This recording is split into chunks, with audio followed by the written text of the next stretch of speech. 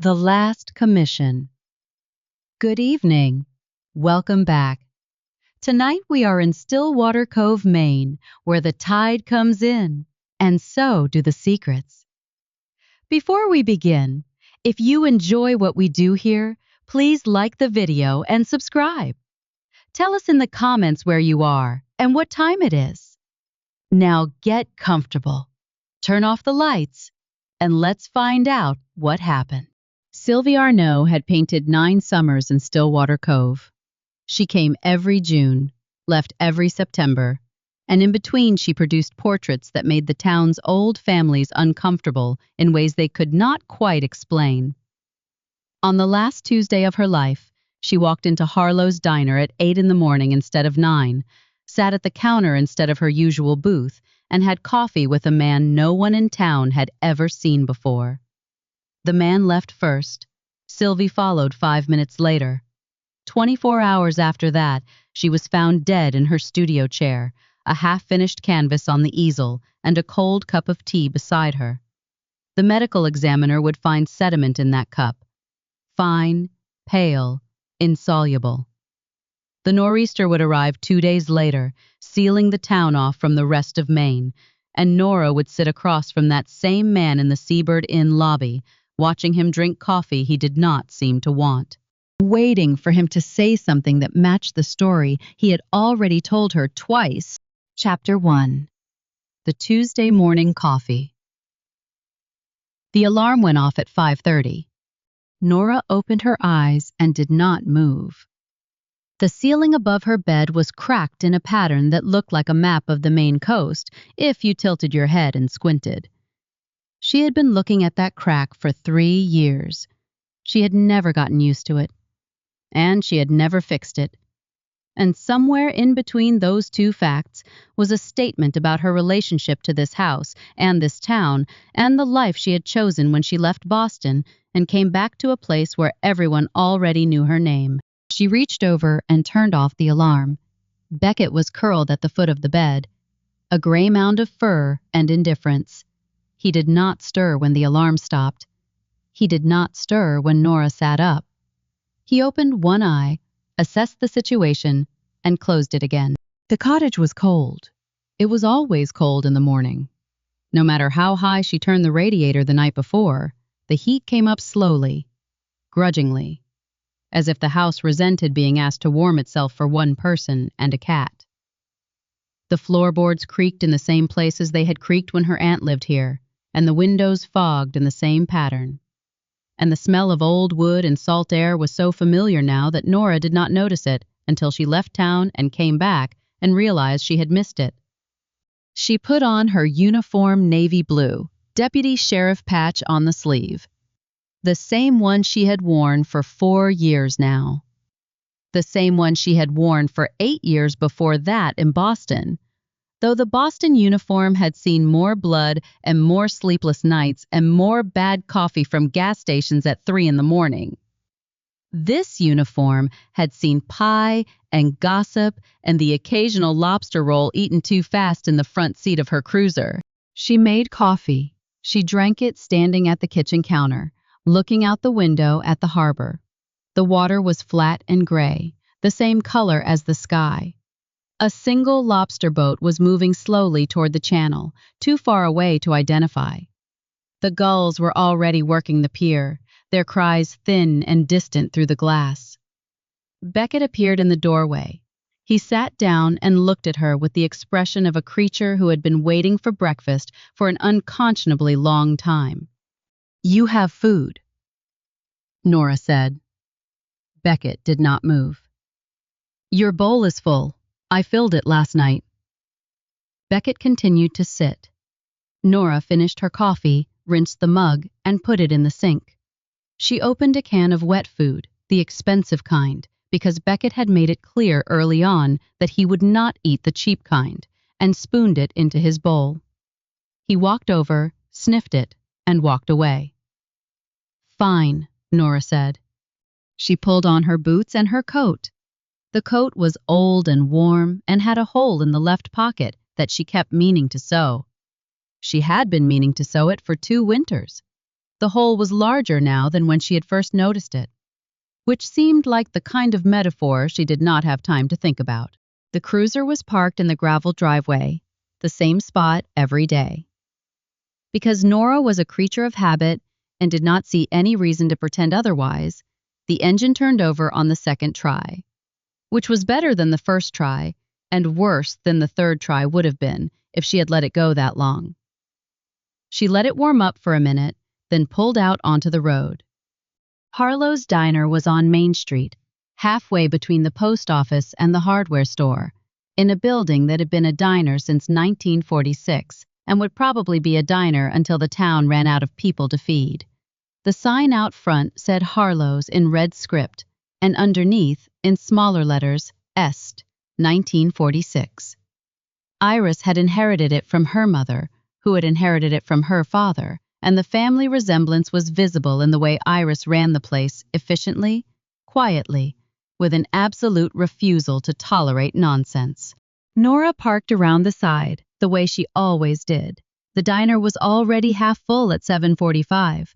The early crew, the fishermen who had been up since 4, the truckers who had driven through the night and needed coffee before the final leg to Rockland. She walked in through the front door, and the bell above it chimed, and Iris looked up from the register and nodded once. Nora took her usual booth. It was the third one from the door, on the left, with a clear view of both entrances and the kitchen pass-through. The vinyl on the seat was cracked in a pattern that matched the crack on her ceiling, if she thought about it, which she tried not to. The window beside her faced Main Street, and through it she could see the post office and the library and the gray October sky that had not yet decided whether to rain. Iris came over with the pot before Nora could ask. "You look like you didn't sleep," Iris said. "I slept." "You look like you slept in your clothes." Nora moved her cup closer to the edge of the table. "I did, but I changed first." Iris poured. The coffee was dark and smelled like chicory and something else, cinnamon, maybe, or nutmeg. Iris added a pinch of something to every pot, and she had never told anyone what it was, and at this point no one dared to ask. Iris was 52, though she had been 52 for at least 3 years, and showed no interest in becoming 53. Her hair was gray in a way that looked deliberate, cut short and practical, swept back from her face with a clip that had been there so long it had become part of her silhouette. Her arms were strong from carrying pie plates and bus tubs and cases of coffee beans up from the basement. Her memory was the most dangerous instrument in Stillwater Cove, and she deployed it the way a card player deployed a known tell, letting you see what she wanted you to see, holding back the rest until the moment was right. "Sylvie Arnaud was in yesterday," Iris said. She did not look at Nora when she said it. She was looking at the coffee pot, adjusting the lid with her thumb, making sure it was seated properly. The gesture was small and specific and completely unnecessary because the lid was fine. Nora picked up her cup. "I didn't ask." "You didn't have to." Iris set the pot down on the table and leaned against the window frame. The frame was painted white, chipping in the corners, and Iris leaned there the way she had leaned there 1,000 times before, in a position that was either perfectly comfortable or had become comfortable through repetition. She comes in every Tuesday. 9 years. Same booth, same order black coffee, wheat toast. No butter. Yesterday she came in at 8, not 9. Sat at the counter, not the booth. Had coffee with a man I never saw before. Nora waited. The silence stretched. Iris was good at silence, better than most people Nora interviewed, because Iris did not fill silences with nervous chatter.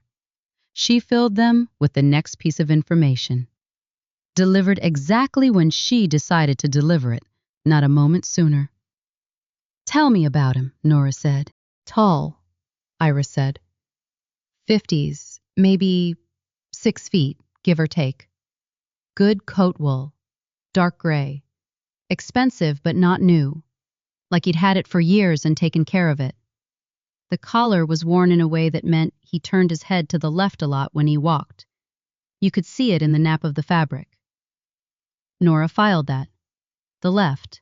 She did not know why it mattered, but it was the kind of detail that mattered later. Watch was the same way, Iris continued.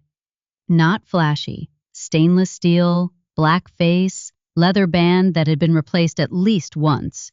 He wore it on his right wrist. Left-handed. Maybe. Or he just liked his watch on the other side. Iris shrugged. His hands were clean. Not a working man's hands, but not soft either. Like he'd done something physical once and then stopped. The nails were trimmed short, no dirt under them, but the skin around the knuckles was rough. Nora wrote in her notebook. Not complete sentences, just fragments. Gray wool coat. Right wristwatch. Rough knuckles. Left turn. What else? The way he sat. Iris tilted her head. Thinking. He sat at the counter and turned his whole body toward her, not just his head, like he was presenting himself, like he wanted her to see all of him. That's specific.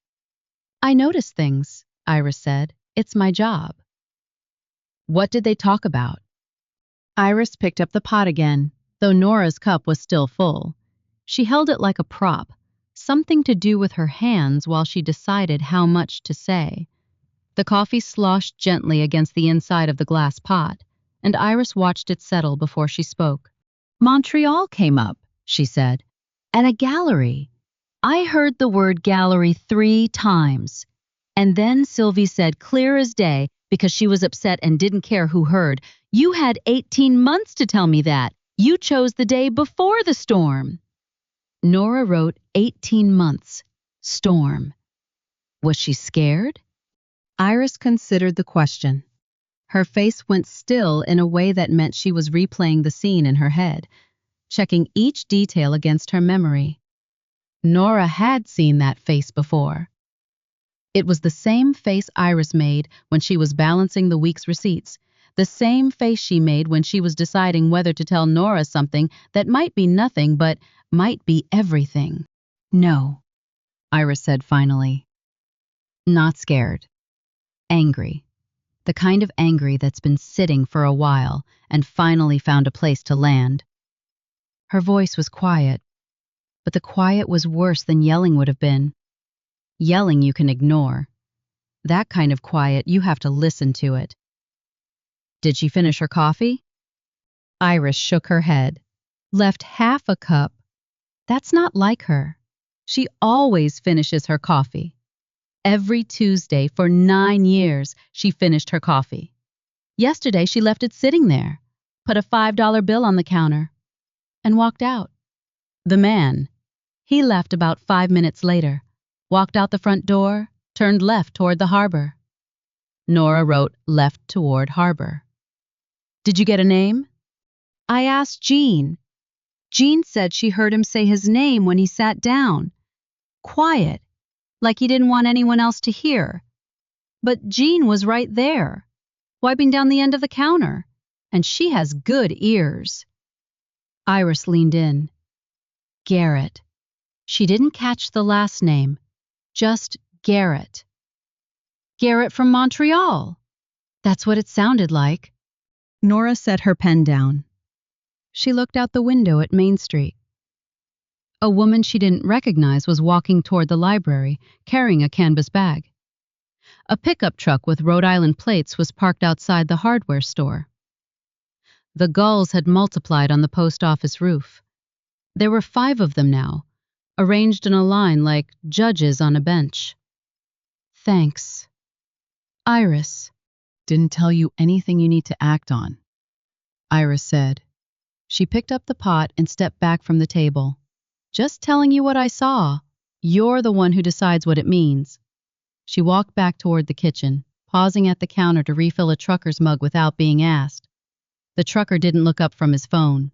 He just lifted the mug slightly, a small gesture of acknowledgement. And Iris nodded and moved on. Nora drank her coffee. It was too hot, and exactly right.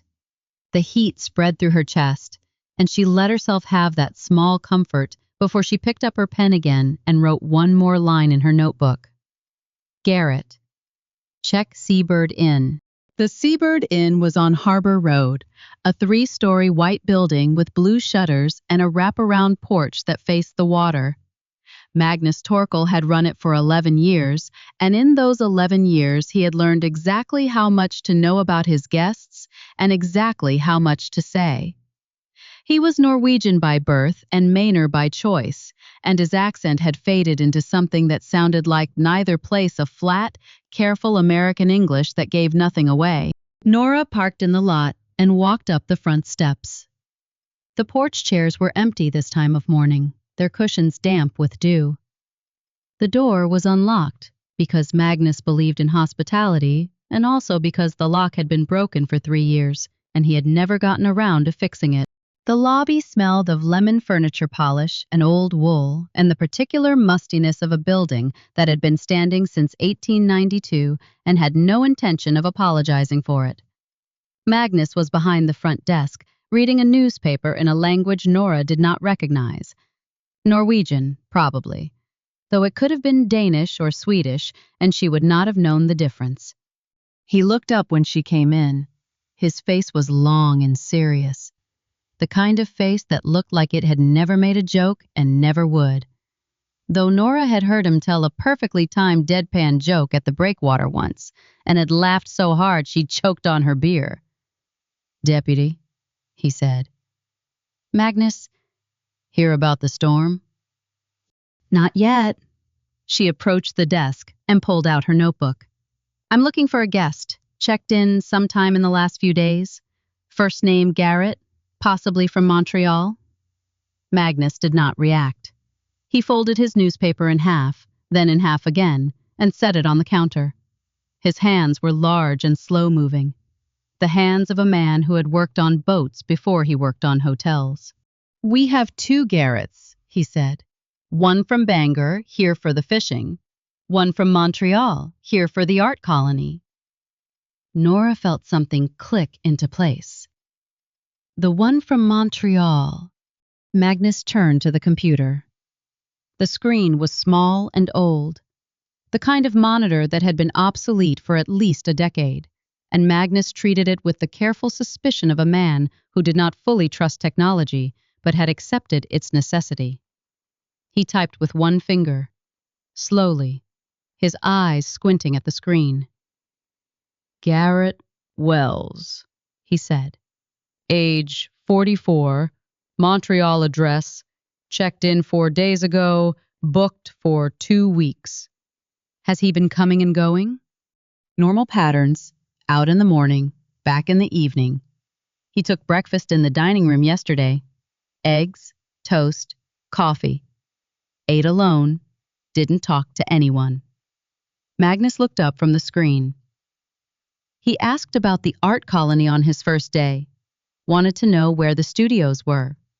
I told him the cannery building, upper floors. Nora wrote Garrett Wells, 44 Montreal, Cannery Studios. "Is he here now?" Magnus glanced toward the stairs. "I haven't seen him yet this morning. His key is still at the desk. He leaves it here when he goes out, takes it when he returns. It was here when I came down at 6. "Can you tell me what room?" 7, second floor. Harbor view." Nora looked up at the ceiling, as if she could see through the floorboards to room 7. She could not. But she could imagine Garrett Wells up there, sleeping or reading or standing at the window, looking out at the water that would soon turn gray and angry with the approaching storm. "If he comes in," she said, "don't tell him I was asking." Magnus nodded. His face did not change, but something in his posture shifted. A small acknowledgement, a promise. He knew how to keep secrets. It was why Nora trusted him, and it was also why she was never entirely sure whose side he was on. "One more thing," she said. "Sylvie Arnaud, the painter in the cannery building, did she ever come here? Meet anyone here? Have a drink at the bar?" Magnus was quiet for a moment. His eyes went to the window, to the harbor, to the gray water that was still flat but would not stay that way. "She came once," he said. "3 weeks ago. Met someone in the lobby, not the bar. They sat in the chairs by the fireplace for about an hour. Then she left, and the other person left a few minutes later." "Who was the other person?" "I don't know. I wasn't here. My evening manager told me about it afterward, because he thought it was unusual. Sylvie doesn't come here. She's been in town for 9 years, and I've never seen her in this building before that night." "Can you describe the person she met?" Magnus shook his head. "My manager wasn't specific, man," he said. "Older, well-dressed, that's all." Nora wrote Sylvie met someone at Seabird 3 weeks ago. Man, older, well-dressed. She closed her notebook. "Thank you. Magnus, deputy." He picked up his newspaper again, unfolded it, and began to read. The conversation was over. The cannery building was at the end of Harbor Road, where the pavement turned to gravel, and the gravel turned to mud, and the mud eventually became the harbor itself. It had been a sardine cannery once, back when there were sardines in the Gulf of Maine, and someone had thought it was a good idea to put them in tin cans. Now it was storage on the ground floor and artist studios on the upper floors, and the whole building smelled like fish and turpentine and the particular hopeful decay of a place that had outlived its original purpose and was still figuring out what came next. Nora parked next to a blue pickup truck she didn't recognize. The gravel lot was half empty this time of year. The summer people had gone home. The fall people hadn't arrived yet, and the only ones left were the ones who stayed through the winter because they had nowhere else to go, or because they liked the cold. She walked around the side of the building to the exterior stairs. The stairs were metal, rusted in places, and they rattled under her boots in a way that made her glad she was wearing sturdy shoes. The landing on the second floor was narrow, with 3 doors leading to 3 different studios. Sylvie's was the one at the end, with a small brass plaque that said S. Arnaud in elegant script. Nora knocked. No answer. She knocked again. Still nothing. She tried the door. It was unlocked. "Sylvie," she called. "It's Deputy Alcott. Just wanted to ask you a couple of questions." Silence. Nora pushed the door open and stepped inside. Chapter 2. What the studio kept. The studio was a single large room with windows on 3 sides, and a ceiling that sloped down toward the back, where the roof of the original cannery had been cut away and rebuilt. The light was gray and diffuse, filtered through clouds that had been gathering since dawn. The floor was wide pine planks, scarred with paint drops in colors Nora could not name, cobalt and ochre, and something between rust and blood. Sylvie Arnaud was in the chair. She sat with her back to the windows, facing an easel that held a canvas half finished. The painting showed a woman's face, not yet complete. The eyes still blank white ovals waiting for color. The woman in the painting had Sylvie's bone structure, but was not Sylvie younger, or perhaps older, or perhaps the same age seen from a different angle. Nora could not tell. Sylvie's hands were in her lap. Her eyes were closed. Her mouth was slightly open, the way mouths are when the person attached to them is no longer deciding whether to keep it closed. Nora stopped 3 feet from the chair. She did not touch Sylvie. She did not need to. The stillness was wrong in a way that sleep could not explain. The angle of the head, the color of the lips, the way the teacup on the table beside the easel had a ring of dried liquid at the bottom that had not been there long enough to dry completely. Which meant it had been there long enough, which meant the tea had been drunk hours ago and the cup had not been moved since. "Sylvie?" No response. Nora pulled out her phone and called the station. "Gannett," the sheriff said on the second ring. "Roy, it's Nora. I need you to call Doc Hendricks. I'm at the cannery building, 2nd floor. Sylvie Arnaud's studio. She's dead." There was a pause. Gannett was not a man who processed information quickly, but he processed it thoroughly, and Nora could hear the gears turning on the other end of the line. Dead how? I don't know yet. Doesn't look like violence, but it doesn't look right either. Don't touch anything. I know how to work a scene, Roy. I know you do. I'm saying it for the record. Another pause. I'll call Doc. Stay put. The line went dead. Nora put the phone back in her pocket and stood very still, looking at the room. The studio was organized in a way that suggested a person who worked alone and had developed systems that made sense only to her. Brushes in ceramic jars on the counter by the sink, arranged by size. Tubes of paint in a wooden box, open and half used, their caps unscrewed and set beside them in a row. A palette on the table next to the easel. The paint on it still wet enough to catch the light. The teacup was white ceramic, no pattern, no decoration. The saucer beneath it had a small chip on the edge. The spoon was on the table, not in the cup, which meant Sylvie had stirred her tea and then set the spoon down, which meant she had been awake and alert when she drank it, which meant whatever had happened after. Nora looked at the cup and thought about sediment. Iris had said Sylvie was angry yesterday morning. Angry at a man named Garrett from Montreal. Angry about 18 months and a gallery and the day before the storm. Sylvie had left half her coffee at the diner. Sylvie had come back here, to this studio, and made tea. Someone had been here with her. Or someone had been here before her. Or someone had been here after her and left the cup where it was because they did not want to draw attention to it. Nora did not know which.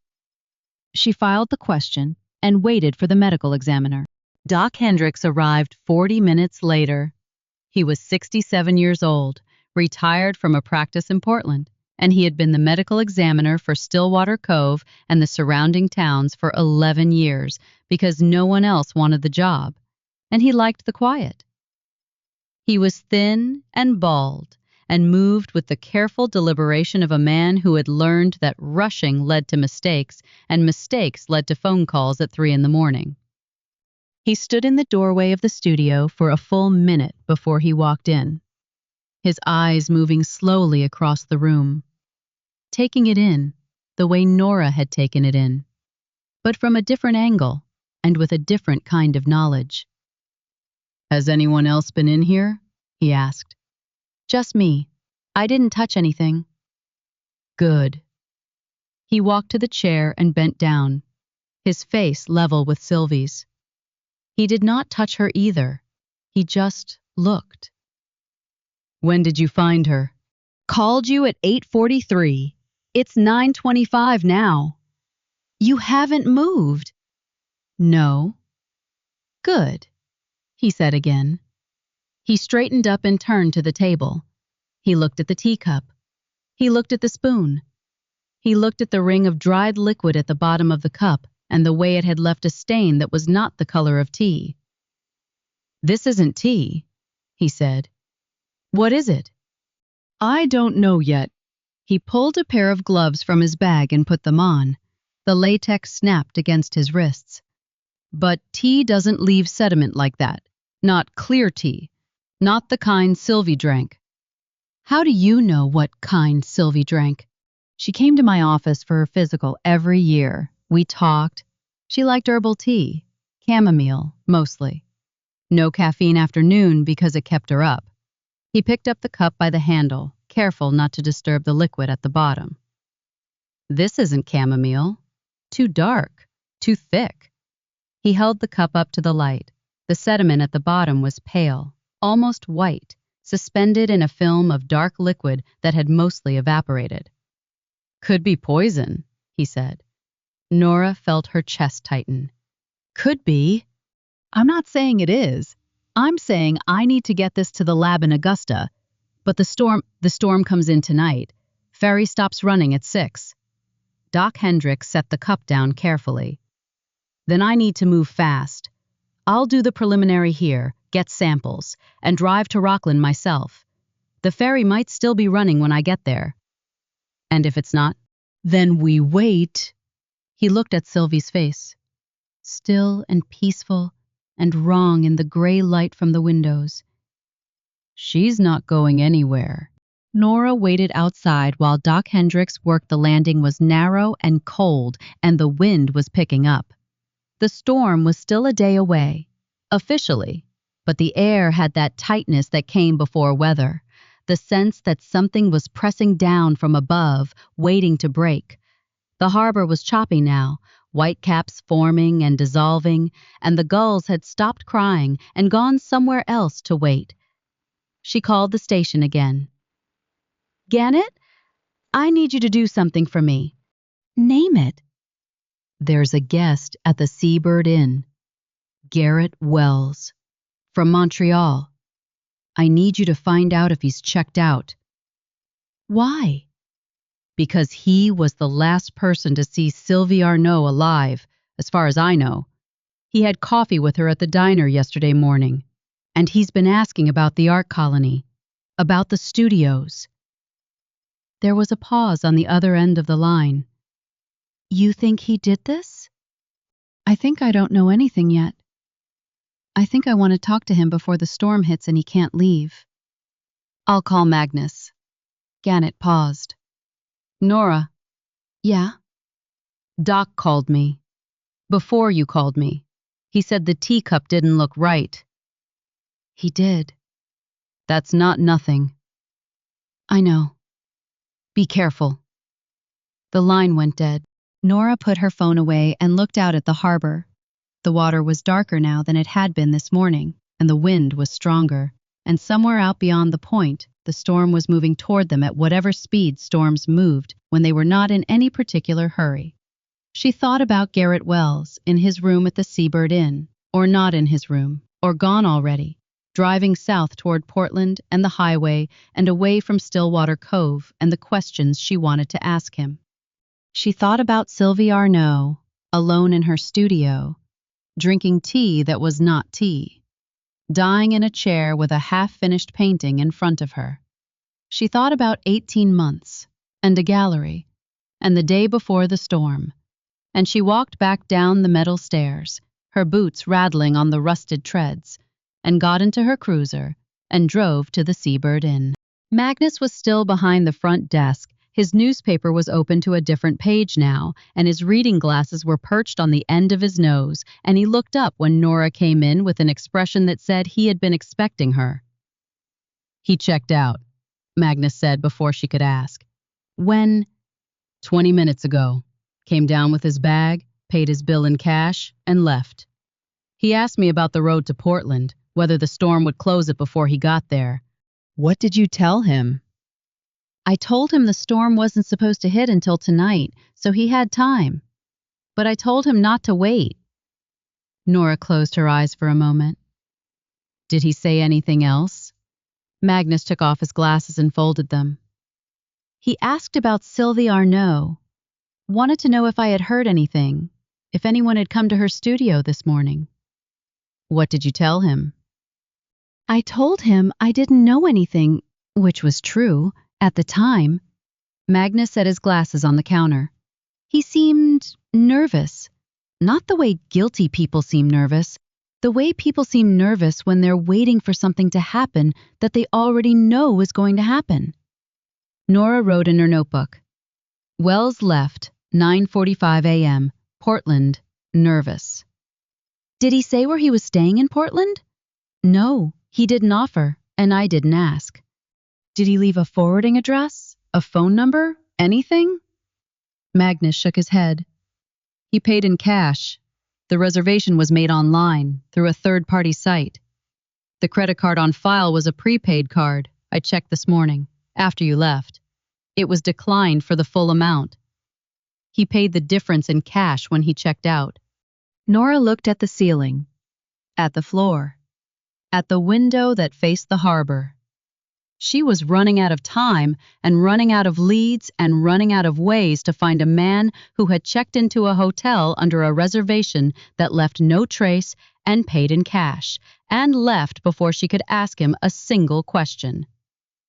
Magnus. Yes. The room 7. Did he leave anything behind? Magnus was quiet for a moment. Then he reached under the counter and pulled out a small manila envelope. He set it on the desk between them. The housekeeper found this under the mattress this morning. She brought it to me. I was going to call you. Nora picked up the envelope. It was unsealed. Inside was a single sheet of paper, folded in thirds. She unfolded it. It was a photograph, printed on regular paper. The kind of printout you got from a home printer when you did not care about quality. The image was dark and slightly blurred, as if it had been taken in low light without a flash. It showed Sylvie Arnaud standing in front of a painting. The painting was large, taller than she was, and it showed a man's face. A man Nora did not recognize, middle-aged, with pale eyes and a mouth that was trying not to smile. On the back of the photograph, in handwriting that was small and precise, someone had written, "Ask her about the Paris gallery. Ask her what she did in Montreal. Ask her why she left." Nora read the words 3 times. "Paris," she said. "Excuse me?" "Nothing."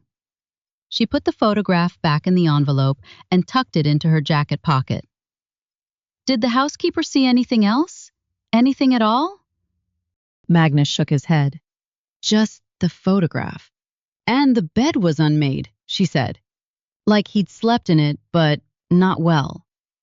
Nora thanked him and walked out of the Seabird Inn and stood on the porch, looking at the harbor, at the darkening sky, at the water that was rougher now than it had been an hour ago. Garrett Wells was gone. But he had left something behind, deliberately or accidentally. And that something had a name and a place and a question attached to it. Paris. She needed to talk to Dot Fenwick. Chapter 3. What the Librarian Knew.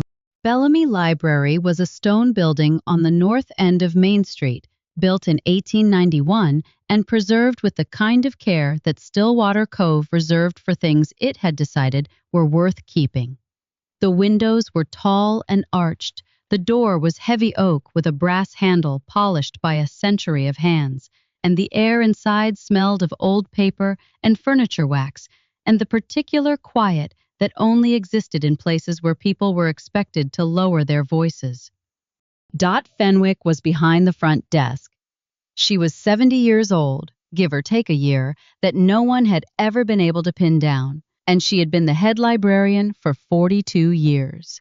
She was small and precise, with white hair pulled back in a bun and reading glasses on a chain around her neck.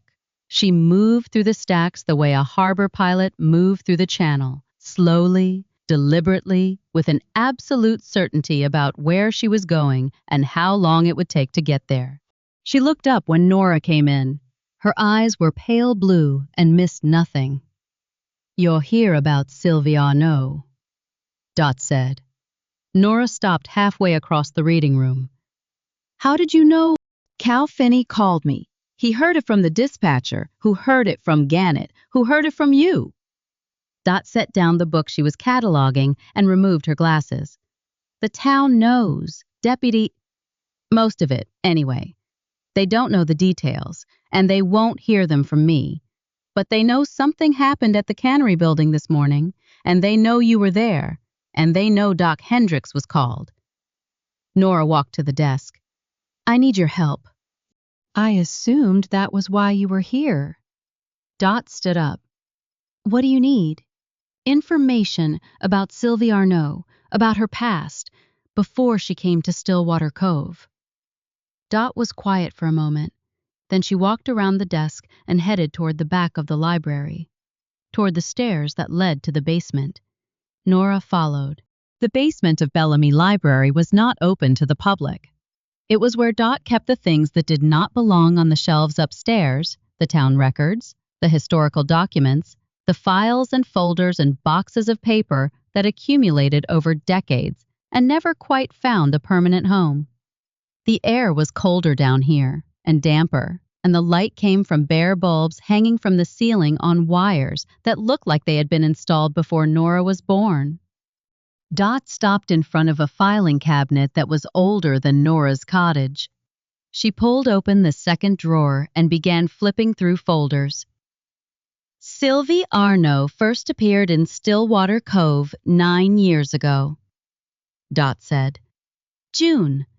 She rented the studio in the Cannery building from Frank Pelletier, who owns the place. She registered for a vendor's license with the town, which is how I have her on file. She renewed it every year, never missed a deadline. What about before Stillwater Cove? Dot pulled out a folder and set it on top of the cabinet. That's harder. She didn't volunteer much, and no one asked. She was a painter. She kept to herself. She paid her taxes on time and didn't cause trouble. Dot opened the folder. Inside were photocopies of documents, permits, receipts, handwritten notes in Dot's precise script. But I keep track of things. It's my job. What did you find? Dot pulled out a sheet of paper and handed it to Nora. It was a copy of an article from a Montreal newspaper dated 11 years ago. The headline read, Montreal Gallery accused of selling forged paintings. Nora read the article. It was short, a few paragraphs on an inside page, the kind of story that ran once and was never mentioned again. A gallery owner named Henri Beaumont had been accused of selling paintings that were not what they claimed to be. The paintings were attributed to a well-known Canadian artist who had died 20 years earlier. The forgeries had been discovered by an art dealer in Paris who had been asked to authenticate them. The article mentioned that Beaumont had blamed an unnamed consultant who had provided the paintings in the first place. The consultant had since left the country. Beaumont's gallery had closed. No charges had been filed. Sylvie Arnaud was the unnamed consultant, Dot said. Nora looked up from the article. How do you know? Because 3 years after this article ran, Sylvie applied for her first vendor's license in Stillwater Cove. And on the application, in the space where it asked for previous addresses, she listed an apartment in Montreal, the same neighborhood where Beaumont's gallery had been located. Dot pulled out another sheet of paper, a copy of Sylvie's vendor's license application signed and dated 9 years ago. The handwriting was small and careful. The same handwriting Nora had seen on the back of the photograph in her pocket. Ask her about the Paris gallery, Nora said quietly. Excuse me? Nora pulled the photograph out of her jacket and handed it to Dot.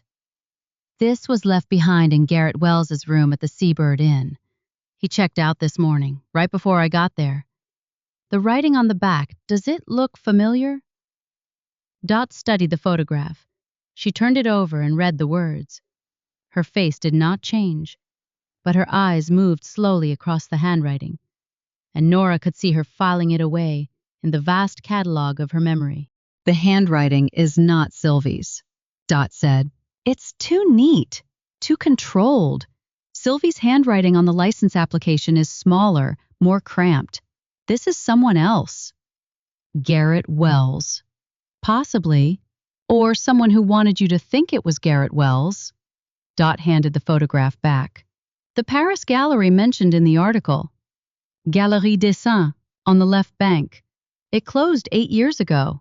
The owner, a woman named Madeleine Fournier, retired and moved to the south of France.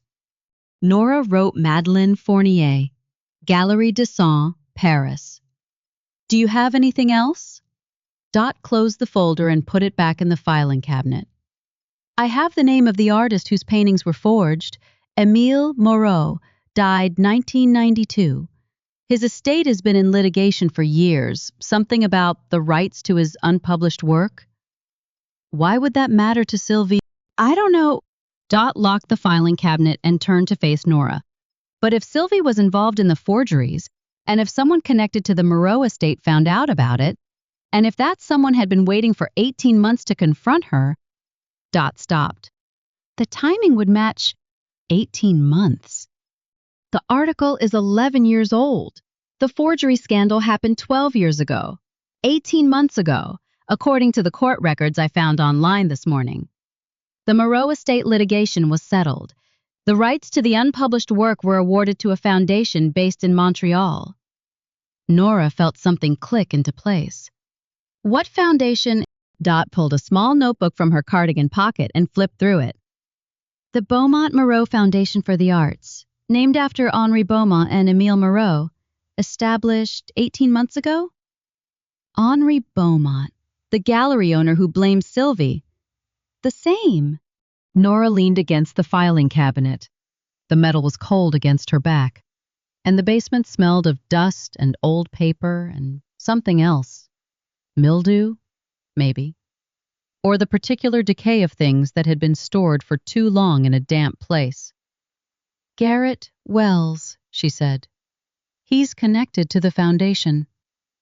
It would explain why he came to Stillwater Cove, why he wanted to talk to Sylvie, why he left the photograph. Dot paused. Why he left town so quickly after she died. Unless he killed her. Dot considered this. Poison is a woman's method, they say. Or a careful man's. Someone who doesn't want to leave a mark. Someone who has planned it. Sylvie drank tea. Someone could have put something in her tea canister, something that would build up over time. Or someone could have put something in her cup that morning, after she made the tea. Dot's eyes were steady. Did she have visitors? I don't know yet. I haven't talked to anyone in the cannery building. The other artists, they might have seen something. You should talk to Margot Finley. Nora looked up.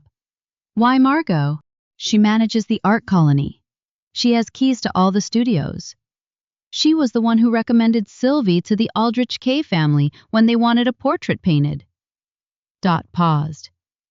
And she has been acting strange for the past month. Quieter than usual, avoiding eye contact. I saw her at the post office last week, and she pretended not to see me. Nora wrote Margot Finley. Keys, strange behavior. Thank you. Dot. I haven't given you anything you couldn't have found yourself. You gave me the foundation, the timeline, the connection to Paris. Dot nodded once, a small acknowledgement. If you need more, come back before the storm hits. I'll be here until 5. Nora walked back through the library, past the reading room and the front desk and the heavy oak door, and stepped out into the gray afternoon. The wind was stronger now, and the first drops of rain were starting to fall. The storm was coming. And somewhere between Stillwater Cove and Portland, Garrett Wells was driving south, carrying answers Nora needed. She pulled out her phone and called the station. Chapter 4. What the Harbor Knew. Cal Finney was at the dock when Nora found him. He was 73 years old, though he looked older and moved younger. And he had been on or near the water for so long that people in Stillwater Cove could not imagine him anywhere else. He was tall and thin, with hands that were permanently stained with oil and salt, and he knew every boat in the harbor the way a shepherd knew every sheep in the flock. He was kneeling on the dock, checking the mooring lines on a 40-foot lobster boat when Nora walked up. He did not look at her. He just kept working, his fingers moving along the rope, testing for frays. Cal? Deputy? I need to ask you about something. You usually do. He finished checking the line and stood up, his knees cracked. He did not seem to notice. Is this about Sylvie Arnaud? Yes. Cal looked out at the harbor. The water was gray and rough, and the boats at their moorings were pulling against their lines, restless in the rising wind. The sky was the color of old pewter, and the rain was starting to fall harder now. Small drops that stung when they hit bare skin. I saw her yesterday, Cal said. Late afternoon. She was walking on the dock, looking at the water. Didn't seem like she was going anywhere, just standing there. Did she talk to anyone? Not while I was watching, but I wasn't watching the whole time.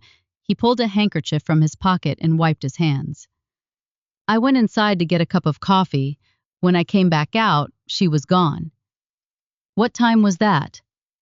4 o'clock, maybe 4:15? Nora wrote Sylvie on dock 4 p.m. yesterday. Did you see anyone else around that time? Anyone who doesn't usually come down here? Cal was quiet for a moment. The rain was falling harder now, and Nora could feel it soaking through her jacket, down to her skin. She did not move. There was a man, Cal said finally. Came down here around 3. Walked the length of the dock, looked at the boats, walked back. Didn't talk to anyone, didn't ask any questions. Can you describe him? 50s. Tall. Wearing a good coat, dark gray. Wool. Looked like he knew how to dress for the weather, which meant he wasn't from around here. Tourists dress for the weather they want, not the weather they have. Nora felt her pulse quicken. Did you see where he went? He walked back up toward the cannery building. That was the last I saw of him. Did he come back down? Not while I was here, but I left around 5. My nephew took the evening shift. Nora looked at the cannery building, centered businesses visible from the dock, its windows dark against the gray sky. Garrett Wells had been here yesterday afternoon. He had walked the dock. He had looked at the boats. And then he had walked toward the cannery building, where Sylvie Arnaud's studio was. Cal, did anyone else see him? Anyone who might remember more than you do? My nephew might have, but he's not here today. He went to Bangor for a doctor's appointment. Won't be back until tomorrow. Can you call him? I can try, but the storm, I know. Nora pulled her jacket tighter. Just try. Cal nodded. He turned back to his boat, his hands finding the mooring lines again, checking them even though he had just checked them. It was what he did when he was thinking, Nora knew. He kept his hands busy so his mind could work. She left him there and walked back toward her cruiser. The rain was coming down in earnest now, and the wind was stronger, and the sky was darkening faster than it should have been at this time of day. The storm was moving faster than the forecast had predicted. The ferry would stop running soon, if it hadn't already. Nora got into her cruiser and sat for a moment, the rain pounding on the roof, the windows fogging with her breath. She had a photograph. She had a name, Garrett Wells. She had a connection to Montreal and Paris and a foundation that had been established 18 months ago. She had a man in a gray wool coat who had walked the dock and then walked toward Sylvie's studio. She had a teacup with sediment that was not tea. And she had a storm that was going to trap her in Stillwater Cove with everyone who had known Sylvie Arnaud, including the people who might have wanted her dead. She started the engine and drove to the cannery building. The 3rd floor of the cannery building had 3 studios. Sylvie's was at the end of the hall. The other 2 belonged to a sculptor named Marcus Penn and a watercolorist named Lena Chung. Nora knocked on Marcus Penn's door first. No answer. She knocked again. Harder. The door opened a few inches, and a face appeared in the gap. A man in his late 40s, with a beard that needed trimming, and eyes that were red from lack of sleep or something else. "Deputy," he said. "Mr. Penn, I need to ask you a few questions about Sylvie Arnaud." Marcus opened the door wider. His studio was larger than Sylvie's, but less organized, blocks of stone in various stages of carving, tools scattered across every surface, the air thick with dust and the sharp smell of chiseled granite. "I heard she died," he said. "Someone from the building called me. I've been trying to work, but I can't focus." "When did you last see her?" "Yesterday. Around noon. She was coming back from the diner. I could smell the coffee on her when she passed me in the hall. She seemed upset." "Did she say why?" "No, but she was carrying a folder, one of those manila envelopes. She was holding it like it mattered." Nora remembered the photograph in her pocket. Did you see anyone with her? Anyone who doesn't usually come to the building? Marcus thought for a moment. There was a man. Yesterday afternoon. I saw him coming down the stairs from the third floor around 2. I thought he was lost tourists sometimes wander in, looking for the artist studios. But he walked right past me without asking for directions. He knew where he was going. Can you describe him? 50s, tall, dark coat. He was wearing a watch on his right wrist. Nora wrote, man on third floor, 2 p.m. yesterday, right wrist watch. Did you see him again? No, but I heard someone in Sylvie's studio later that afternoon. Around 4, I was working. And I heard voices, Sylvie's and a man's. They were arguing about something. I couldn't make out the words, but the tone was tense. What time did the voices stop? 4:30, maybe? I heard her door close. Then I heard footsteps going down the stairs. Did you go check on her? Marcus shook his head. I figured it was none of my business. Sylvie kept to herself. If she wanted me to know what was going on, she would have told me. Nora looked at him for a long moment. He looked back, his red eyes steady, his hands hanging at his sides. Thank you, Mr. Penn. Deputy. He closed the door. Nora walked to Lena Chung's studio. The door was open a few inches, and she could hear music playing inside. Classical. Something with strings. Sad and slow. She knocked. The music stopped. Footsteps approached. The door opened. Lena Chung was younger than Nora had expected. Early 30s, maybe, with black hair pulled back in a ponytail and paint on her hands and her forearms and her cheeks. She was wearing an apron that had seen better days, and her eyes were wide and wet. You're here about Sylvie, Lena said. Yes. Lena stepped aside. Come in. I need to talk to someone. I've been sitting here all morning, and I can't stop thinking about what I saw. Nora stepped into the studio. It was smaller than Sylvie's, with a single window facing the harbor, and the walls were covered with watercolor seascapes, mostly in pale blues and greens that seemed to glow against the gray stone. What did you see? Nora asked. Lena sat down on a stool. Her hands were shaking slightly. Yesterday, late afternoon, I was on the landing, taking out my trash, and I saw a man coming out of Sylvie's studio. He was moving fast. He almost ran into me. Did you get a look at his face? Yes. Lena swallowed. He was tall, 50s, gray hair, and he looked scared. Not angry, not sad, scared. Like he had just done something he couldn't take back. Nora pulled out the photograph. Was this the man? Lena looked at it. Her face went pale.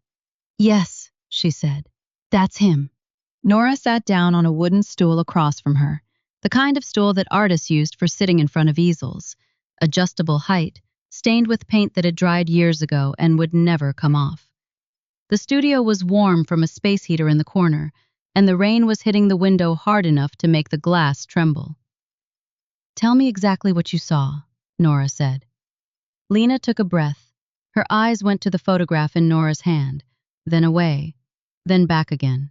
I was taking out my trash, she said. I do it every day around 4:30. The dumpster is in the back, so I have to go down the stairs and around the building. But that day yesterday, I forgot my keys, so I had to go back to my studio to get them. You were on the landing. Yes, the landing between the second floor and the third floor.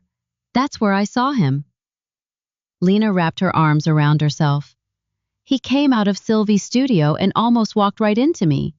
He was moving so fast, like he was running from something. Did he say anything? No. He just looked at me for a second. Then he went down the stairs. Which direction? Toward the second floor or toward the ground floor? Ground floor. He was going out.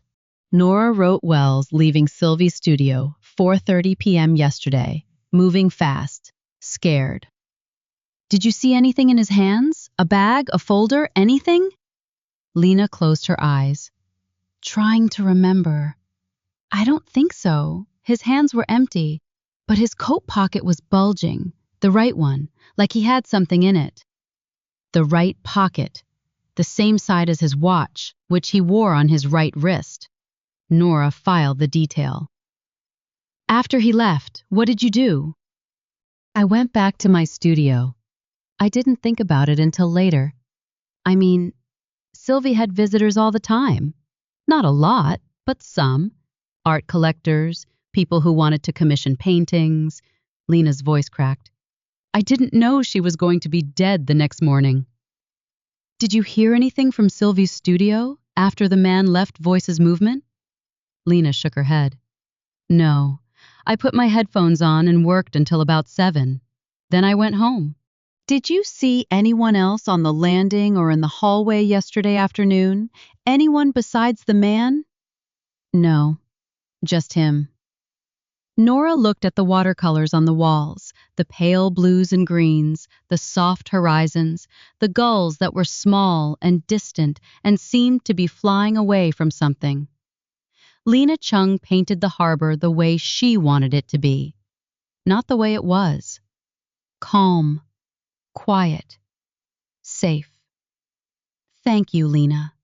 If you remember anything else, anything at all, call me. She handed Lena a card. Lena took it with fingers that were still trembling. Deputy, Lena said as Nora reached the door, the man in the photograph. Do you think he killed her? Nora paused. I don't know yet, but I'm going to find out. The rain was coming down harder now, and the wind was stronger, and the harbor was a churning mess of whitecaps and spray. Nora stood on the landing outside Sylvie's studio for a long moment, looking at the door, at the brass plaque that said S. Arnaud, at the tape that Doc Hendricks had put across the doorframe to seal the scene. She had a witness who placed Garrett Wells at Sylvie's studio at 4:30 yesterday afternoon. She had another witness, Marcus Penn, who had heard arguing from Sylvie's studio around the same time. She had a photograph that someone had left behind, a photograph that pointed toward Paris and Montreal and a foundation that had been established 18 months ago. But she did not have a murder weapon. She did not have a confession. She did not have a motive that made sense. Not yet. And she did not have Garrett Wells. She walked down the metal stairs, her boots loud on the rusted treads, and got into her cruiser. The engine turned over on the first try this time, which felt like the universe offering her a small gift in exchange for all the things it was about to take away. She drove to the station. The Cove Sheriff's Office was a small building on Harbor Street between the post office and the hardware store, with 2 desks, 1 holding cell, and a coffee maker that had been there so long it had become part of the building's infrastructure. The place always smelled faintly of coffee and low tide, and Nora had spent so many hours there that she could navigate it blindfolded. Sheriff Roy Gannett was at his desk when she walked in. He was in his 60s, with gray hair that he combed straight back and a mustache that he had worn since the 1980s and showed no sign of ever removing. He was reading something on his computer screen. His reading glasses perched on the end of his nose, and he did not look up when she came in. She's dead, he said. You heard? The whole town heard. He took off his glasses and set them on the desk. Doc Hendricks called me from the ferry. He made it to Rockland before they stopped running. He's driving to Augusta now, but the roads are bad and getting worse. What did he find? Preliminary. He won't know anything for sure until the lab gets the samples. But he said the sediment in the teacup looked like it might be a compound called colchicine. Comes from a plant. Used to treat gout. Also used to poison people if you give them too much. Nora sat down at her desk. The chair creaked. It had been creaking for 4 years, and she had never gotten around to oiling it. Colchicine. Slow acting. Takes a few hours to work. Symptoms look like food poisoning, nausea, vomiting, abdominal pain.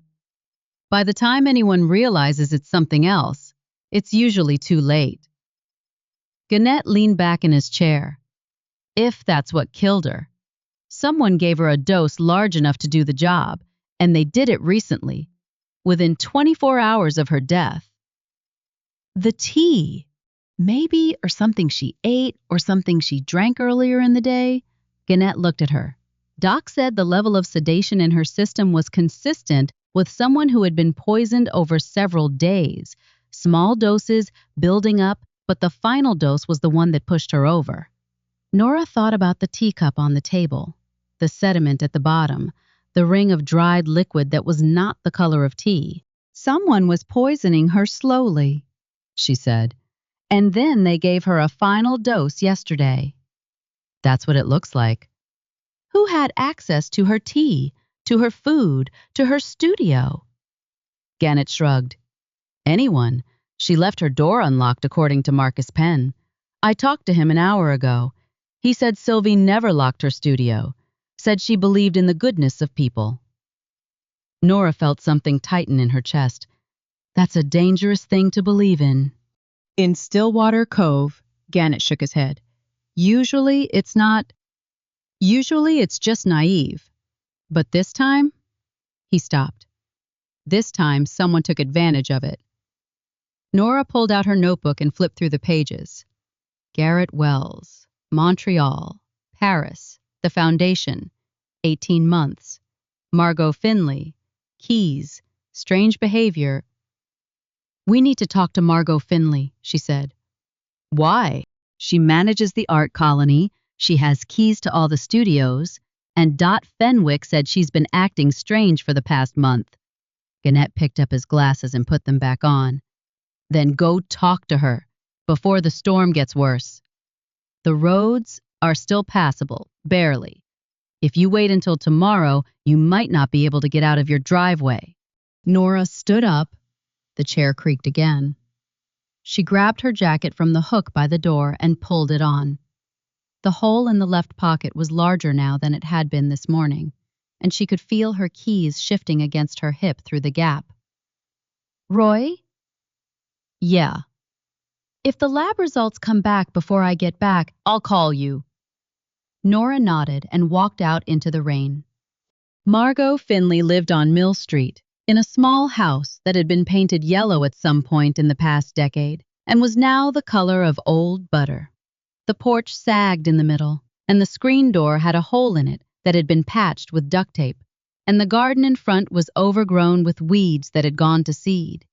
Nora parked at the curb and walked up the path.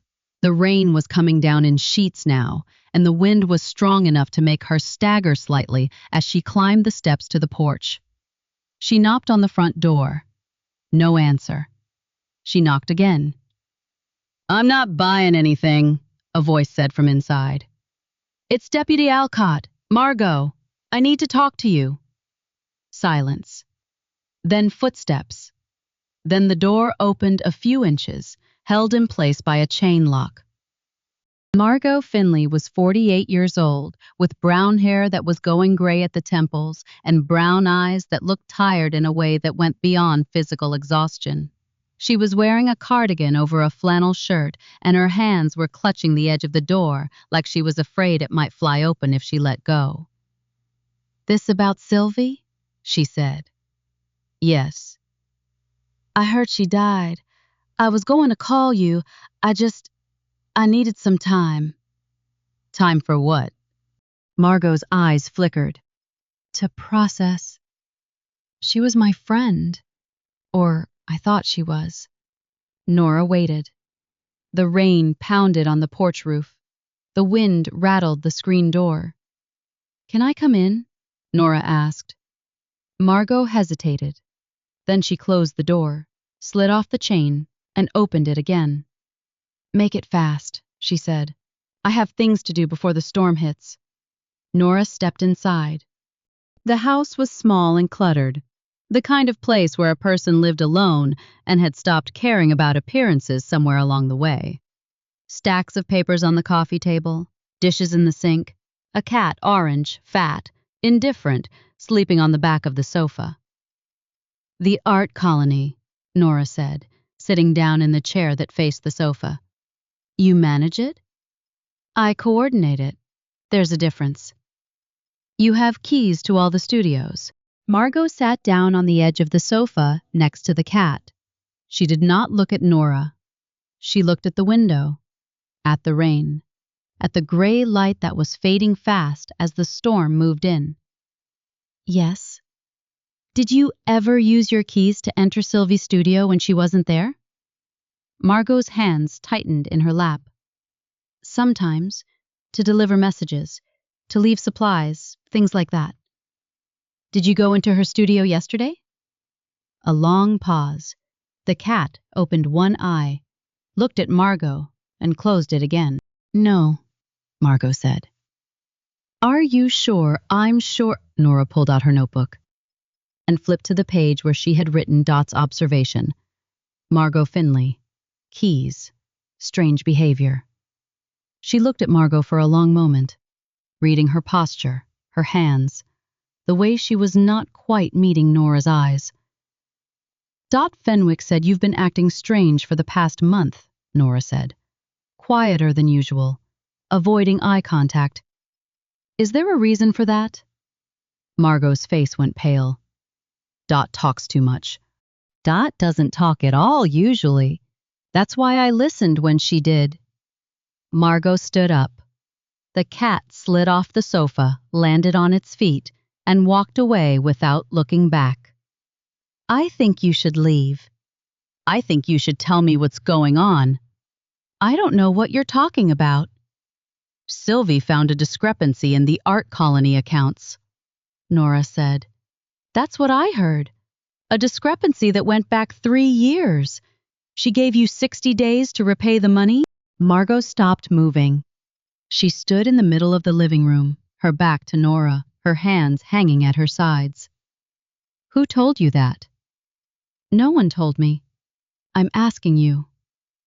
Margot turned around. Her eyes were wet, but her face was hard. I made a mistake. A bad investment.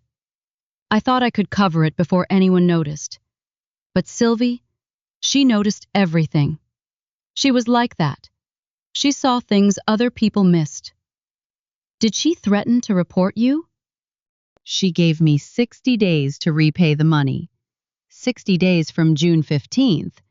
That would have been August 15th. Margot's voice cracked. Yesterday was August 14th. So you had 1 day left. 1 day. Margot sat down on the arm of the sofa. I didn't have the money. I never had the money. I was hoping... I don't know what I was hoping. That she would change her mind? That something would happen? Nora felt the weight of the words. Something did happen.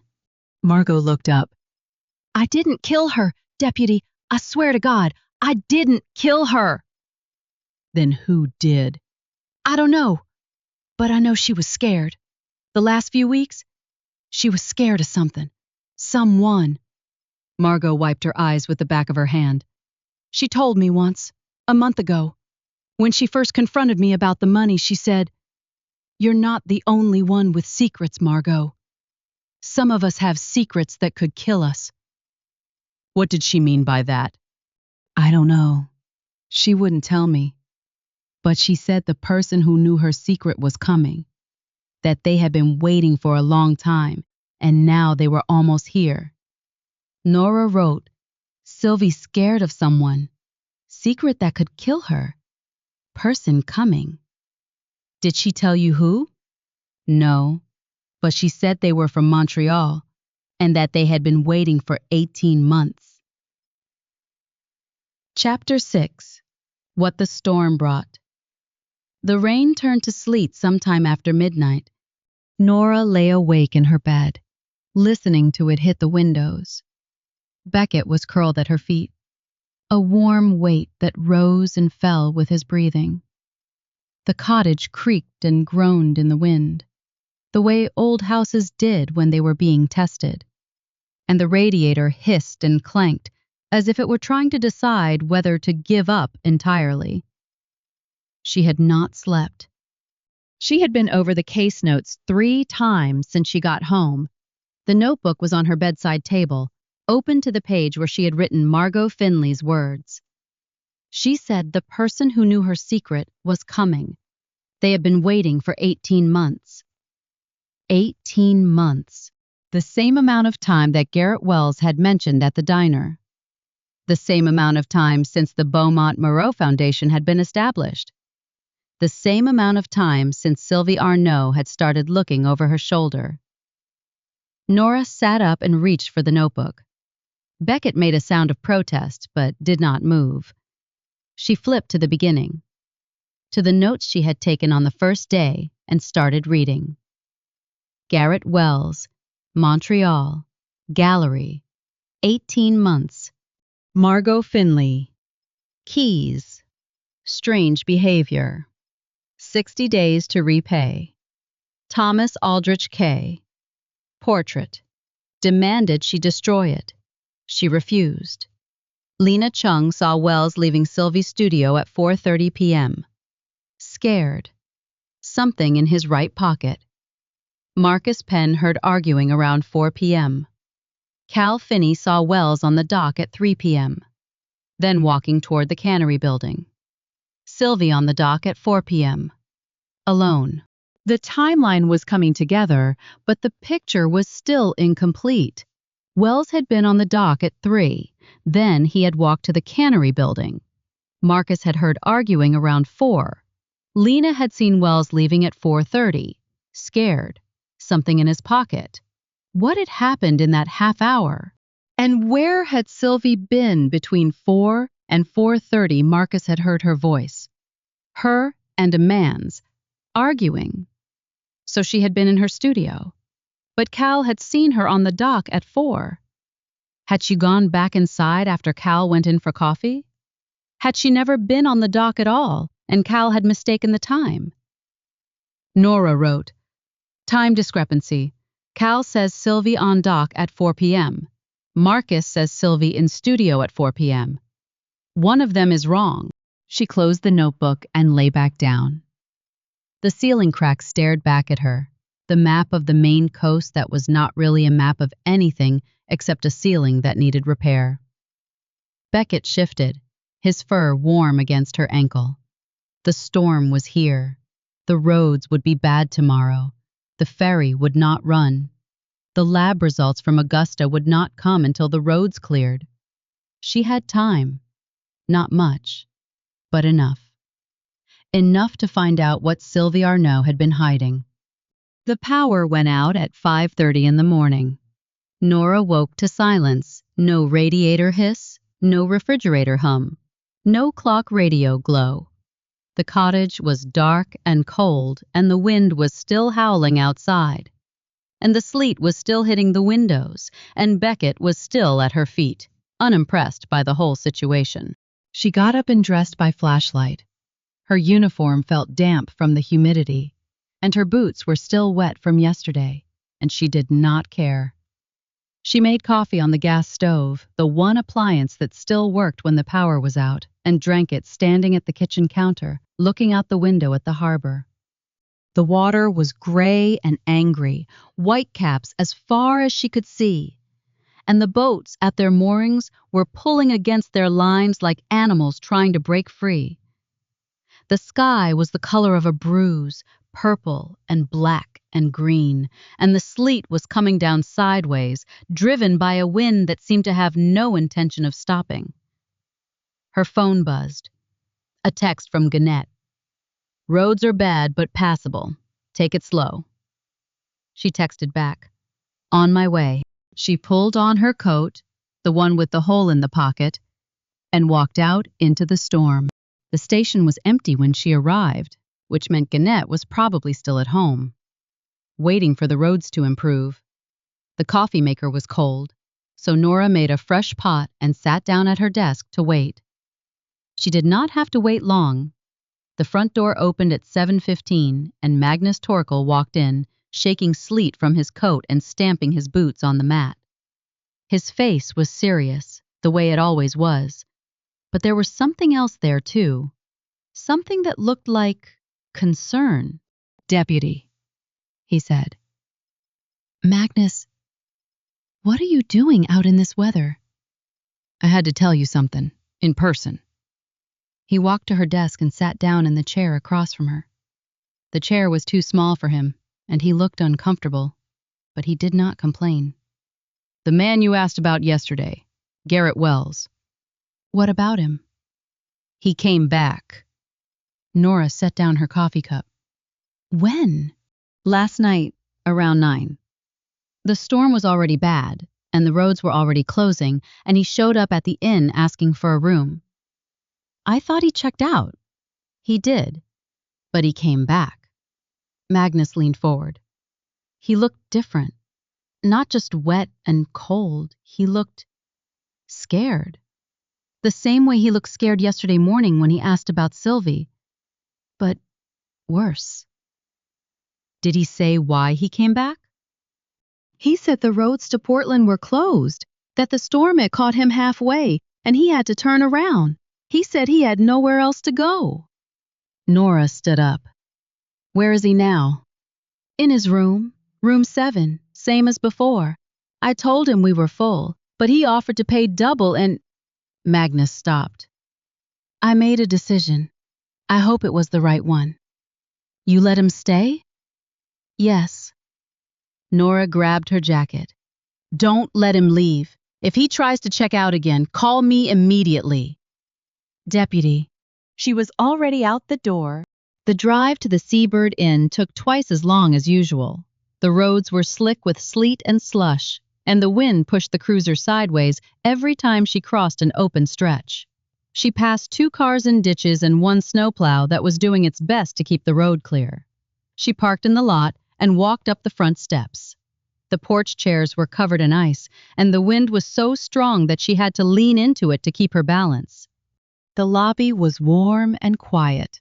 The fire in the fireplace had been lit recently. She could smell the wood smoke, and the lights were on, which meant Magnus had a generator.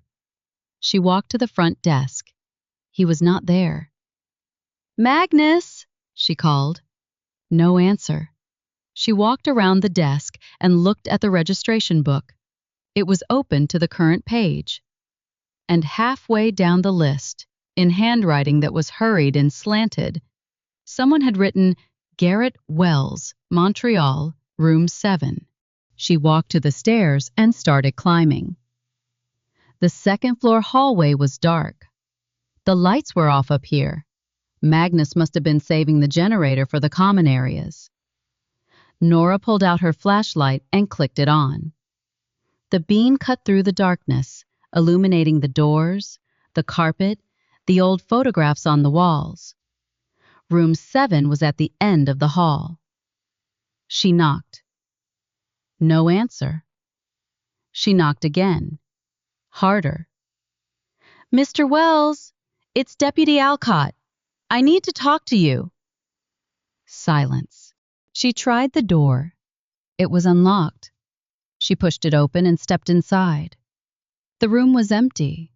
The bed was unmade, the same as Magnus had described yesterday morning. A suitcase was open on the floor, clothes spilling out of it.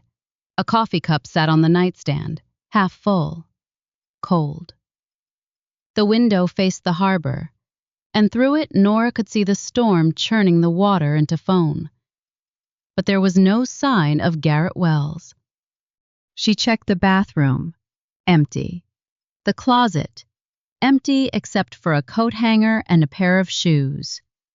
She walked back into the main room and looked around. The suitcase was packed in a hurry, clothes thrown in, not folded. The coffee cup was still warm when she touched it, which meant someone had been here recently. She pulled out her phone and called Magnus. "Where are you?" she asked when he answered. "Basement, checking the generator." "Why?" "Garrett Wells isn't in his room." A pause.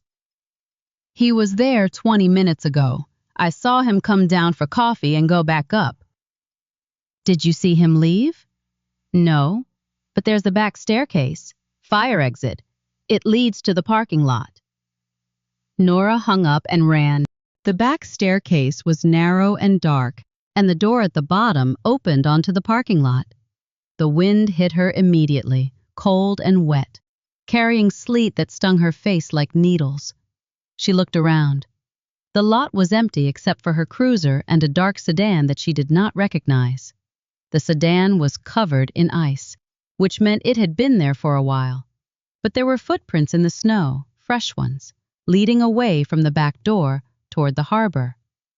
Nora followed them. The footprints were deep, the kind of prints a person left when they were walking fast, not running, but not strolling either. They led across the parking lot, across the road, and down toward the dock. The harbor was a mess of ice and waves. The dock was slick, and the wind was strong enough to knock her off balance if she wasn't careful. She kept her flashlight on, sweeping the beam across the water, across the boats, across the empty space where the footprints ended, at the end of the dock. She walked to the edge and looked down. The water was dark and churning, and she could not see anything beneath the surface. But she could see something on the dock. A gray wool coat, sodden and heavy, lying in a heap where someone had dropped it. She knelt down and picked it up. The coat was warm. Not the warmth of a coat that had been lying in the snow. The warmth of a coat that had been worn recently, within the last few minutes. The right pocket was torn, as if something had been pulled out of it in a hurry. Nora looked at the water, at the dark waves, at the sleet that was falling so hard she could barely see. Garrett Wells was gone. She pulled out her phone and called Gannett. "Roy," she said, "I need you to get down to the harbor, now." "What is it?" "Garrett Wells. He was at the inn. He's gone now. I think—" She stopped. "I think he might be in the water. I'll call the Coast Guard." "The Coast Guard isn't going anywhere in this storm." "Then what do you want me to do?" Nora looked at the coat in her hand. She looked at the footprints, at the water, at the dark sky that showed no sign of clearing. "I want you to help me find him," she said, "before the harbor takes him." Chapter 7. What the water would not give up. The search took 4 hours. Cal Finney came down to the dock with his nephew, the one who had been in Bangor for a doctor's appointment and had driven back through the storm because he heard the deputy needed help. They brought ropes and hooks and a small boat that they launched from the protected side of the pier, fighting the wind and the waves for every foot of water. Nora stood on the dock and watched them work. The sleet had turned to snow sometime around 9, and the wind had shifted, and the harbor was calmer now than it had been at dawn. Not calm, exactly, but less violent. The water was still dark and cold, and the current was still strong, and every minute that passed made it less likely that Garrett Wells would be found alive. Gannett arrived at 8:30, his cruiser sliding sideways on the ice as he pulled into the lot. He walked to the dock with his coat collar turned up and his hands in his pockets, and he stood beside Nora without saying anything for a long time. "You think he jumped?" Gannett asked finally. "I don't know." "Or fell?" The footprints didn't look like a fall. They looked like someone walking to the end of the dock and stopping. Gannett looked at the water. "That's not good." "No." They stood in silence for a while longer. The snow was falling harder now, accumulating on the dock, on the boats, on the shoulders of Nora's coat. She was cold in a way that had moved past uncomfortable and into something else, a deep, bone-level cold that made her fingers stiff and her thoughts slow. "The coat," Gannett said. "You said it was warm." "It was. He'd been wearing it recently." "Then why take it off?" Nora had been asking herself that question for 4 hours. If Wells had jumped, why take off his coat? The water was cold enough to kill a man in minutes, even with a coat. Without one, he would have minutes less, unless he wanted to die. Unless he wanted to make sure. Maybe he didn't take it off. Nora said. Maybe someone else did. Gannett turned to look at her. You think someone pushed him? I don't know what I think. I think a man checked into an inn last night, scared, asking for a room. I think he went down for a coffee this morning and then disappeared. I think I found his coat on the dock, warm, with a torn pocket. She shook her head. That's not suicide. That's something else. The boat came back to the dock at 11:15. Cal Finney tied it off and climbed out, his face gray with cold and exhaustion. His nephew followed, shaking his head before Cal even had a chance to speak. Nothing, Cal said. We dragged the whole harbor from the pier to the channel marker. No body, no sign of him. He could have been swept out, Gannett said. He could have. Cal pulled off his gloves and stuffed them in his pockets. But the current isn't that strong today. If he went in here, he'd still be somewhere in the harbor. We would have found something. A shoe, a piece of clothing, something. Nora looked at the coat in her hands. Unless he never went in. Cal's eyes narrowed. The footprints could have been made by someone else. Someone who wanted us to think he went in. She turned to Gannett. We need to search the inn. Every room, every closet, every basement corner. On what grounds? On the grounds that a man is missing under suspicious circumstances, and I have reason to believe he may be in danger. She paused. Or may be a danger to someone else. Gannett looked at her for a long moment. Then he nodded. I'll get a warrant. By the time you get a warrant, he could be in Canada. Then I'll make some calls.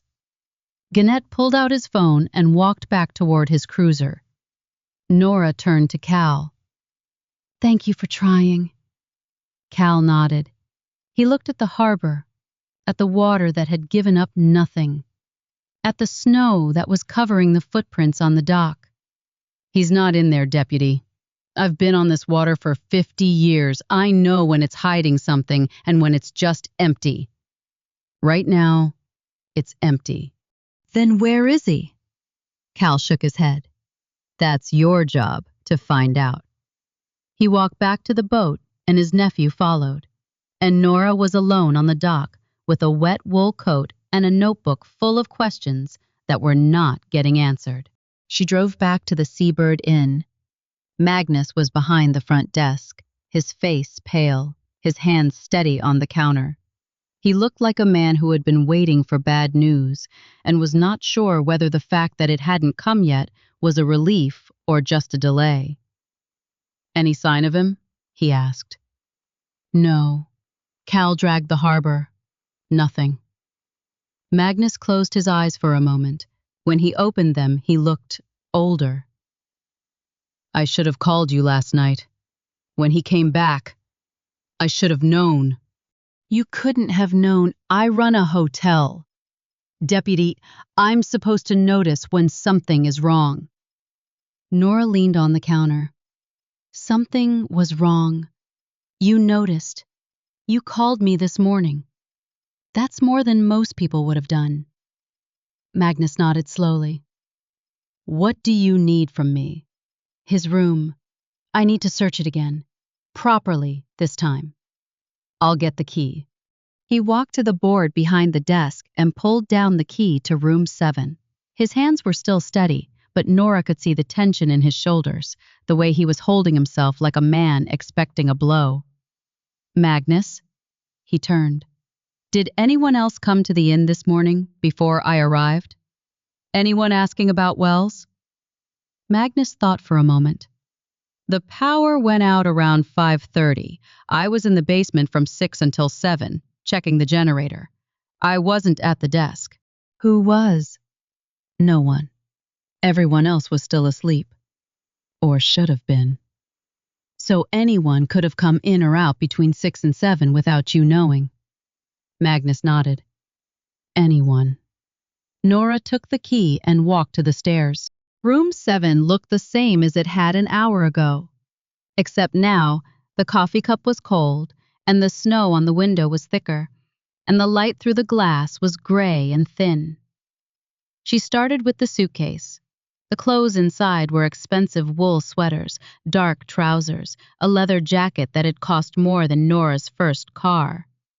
She pulled everything out and laid it on the bed, checking each pocket, each seam, each fold.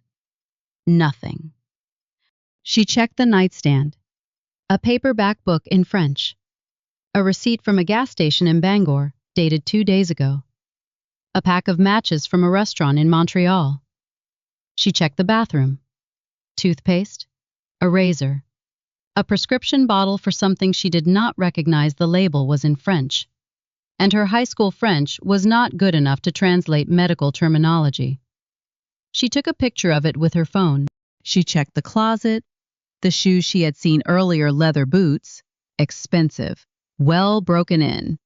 A second coat, lighter than the one she had found on the dock, hanging from a hook, and in the corner of the closet, pushed back against the wall, a small leather satchel. She pulled it out and set it on the bed. The satchel was worn, the leather soft and cracked, the brass buckle tarnished with age. It looked like something a man might carry if he wanted to keep his valuables close and his secrets closer.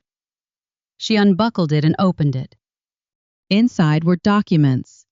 A passport Canadian, issued to Garrett Wells, age 44, with a photograph that matched the description Iris had given her. A wallet with cash, American and Canadian both, and credit cards in the same name. A phone, turned off, the screen cracked in the corner. And a letter. The letter was handwritten, 3 pages, in the same small, precise handwriting she had seen on the back of the photograph. The paper was heavy and cream-colored, the kind of paper people used when they wanted to say something that mattered. Nora sat down on the edge of the bed and began to read. Dear Sylvie, I am writing this because I do not know if I will have the courage to say it to your face. I have been trying for 18 months to find the right moment, the right words, the right way to tell you what I should have told you the day we met. The foundation was my idea. Henri Beaumont was my partner. The forgeries were my fault. I blamed you because I was afraid. I blamed you because it was easier than blaming myself. I blamed you because Henri told me that if I didn't, he would make sure I never worked in the art world again. So I let you take the fall. I watched you leave Montreal. I watched you disappear into this small town at the edge of the world, and I told myself you would be fine. You were strong. You had survived worse. But you didn't survive. You just hid. And now the foundation is established, and the estate is settled, and Henri is dead, and I am the only one left who knows the truth. I am the only one who can clear your name. I am coming to Stillwater Cove to tell you this in person. I know you will be angry. You have every right to be. But I need you to know that I am sorry. I have been sorry for 12 years. I will be sorry for the rest of my life.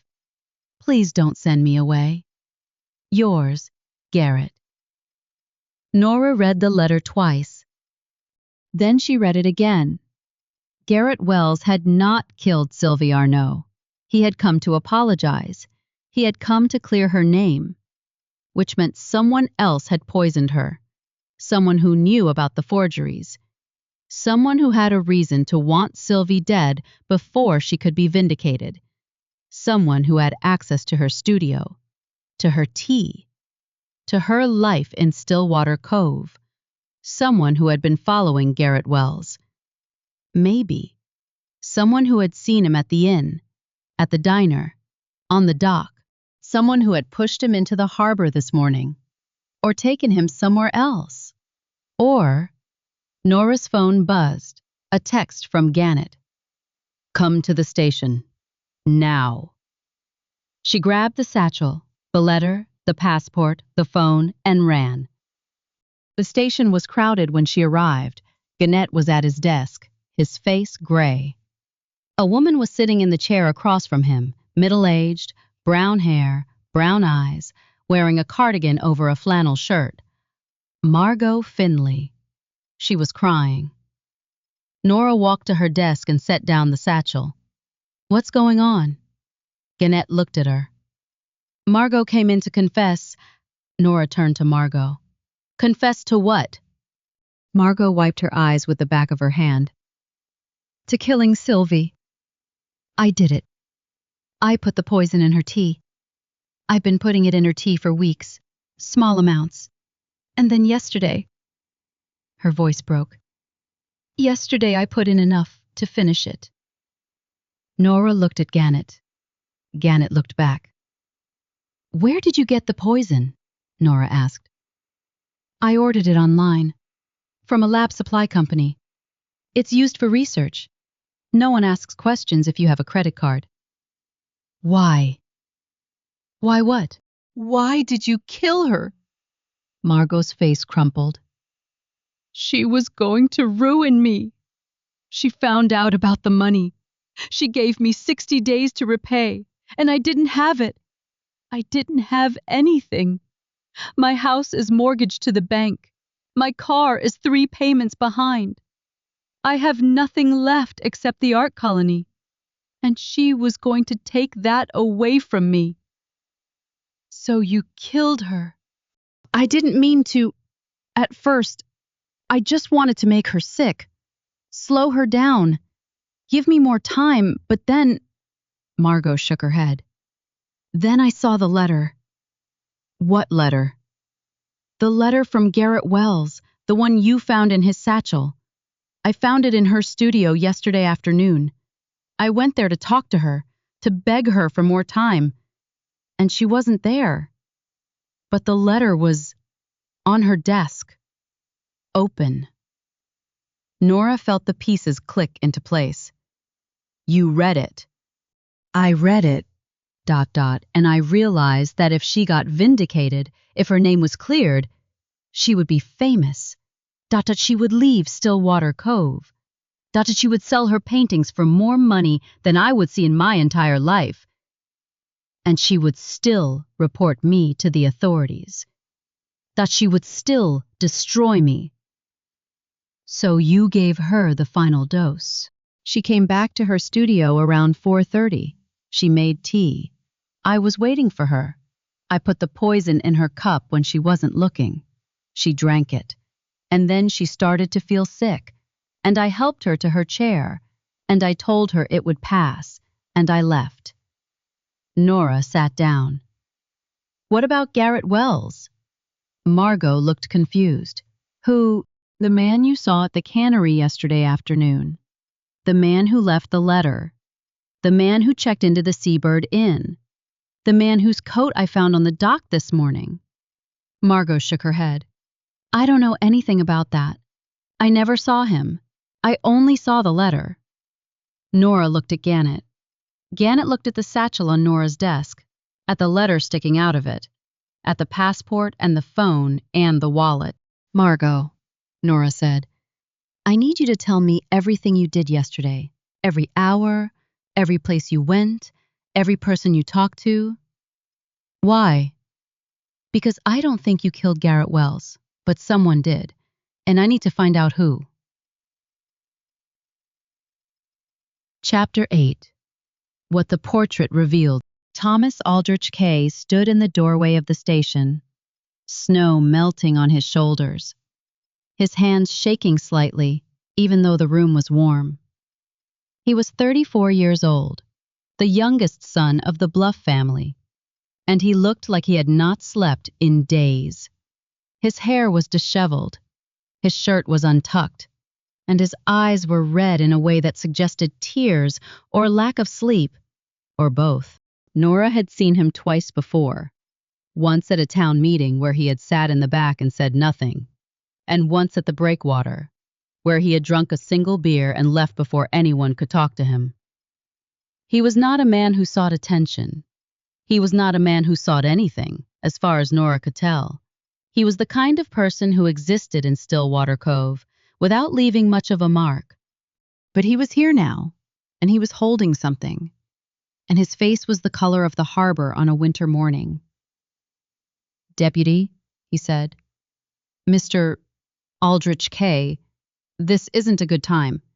He looked past her, toward the desk where Margot Finley sat with her head in her hands.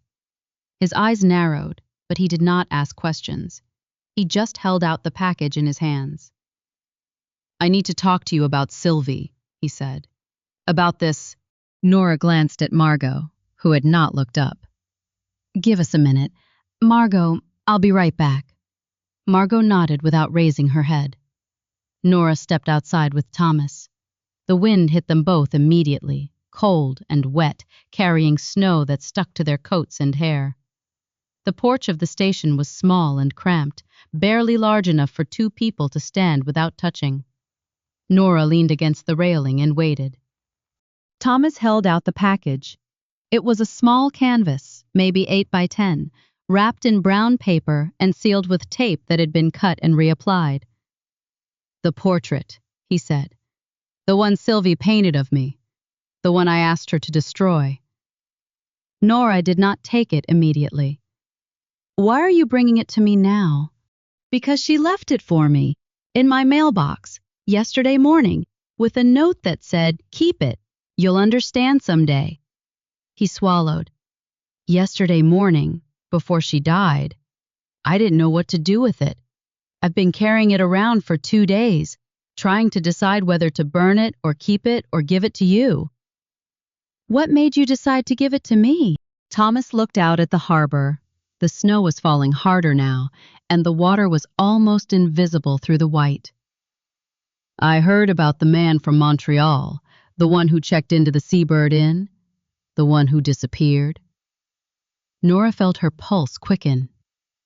"What do you know about him?" "Nothing, that's the problem." Thomas turned back to her. "I don't know who he is. I don't know why he came here, but Sylvie mentioned him to me once, a few weeks ago. She said someone was coming, someone from her past, someone who knew things." "What kind of things?" "She wouldn't say, but she was scared. I've known Sylvie for 9 years. I've never seen her scared." He held out the canvas again. "Take it. Look at it. Then tell me if I should be scared too." Nora took the canvas and unwrapped it. The painting was small but detailed, the colors rich and warm, the brushwork confident and precise. Sylvie had painted Thomas Aldrich K. standing in front of a window, the harbor visible behind him. His face was turned slightly to the left, and his expression was what? Sad, resigned, tired. It was the expression of a man who had been carrying something heavy for a long time and had stopped expecting anyone to help him with it. But that was not what made Nora stop. It was his hands. In the painting, Thomas's hands were clasped in front of him, and on his left wrist, clearly visible, was a watch. A stainless steel watch with a black face and a leather band that had been replaced at least once. A watch worn on the left wrist. But the man she had been looking for, Garrett Wells, wore his watch on his right wrist. Iris had told her that. Lena had confirmed it. The man who had walked the dock, who had argued with Sylvie, who had left the photograph in his room. He wore his watch on his right wrist. Nora looked up at Thomas. "The man from Montreal. Did you ever see him?" "No." "Did Sylvie ever describe him?" "Just that he was tall, older, that he had been part of her life a long time ago, before she came here." Nora pulled out the photograph from her pocket, the one of Sylvie standing in front of a painting of a man with pale eyes and a mouth that was trying not to smile. The photograph that had been left in Garrett Wells's room, with the handwriting on the back. "Thomas," she said, "who is the man in this photograph?" Thomas took the photograph. His face went pale, not the pale of cold or fear, but the pale of recognition, the pale of seeing something you had hoped never to see again. "That's my father," he said. "Before he got sick, before he..." He stopped. His hands were shaking harder now. Where did you get this? Garrett Wells left it in his room at the Seabird Inn, before he disappeared. My father knew Garrett Wells. That's what I'm trying to find out. Nora looked at the photograph again. The painting behind Sylviette was larger than the one in her hands, more detailed, more finished.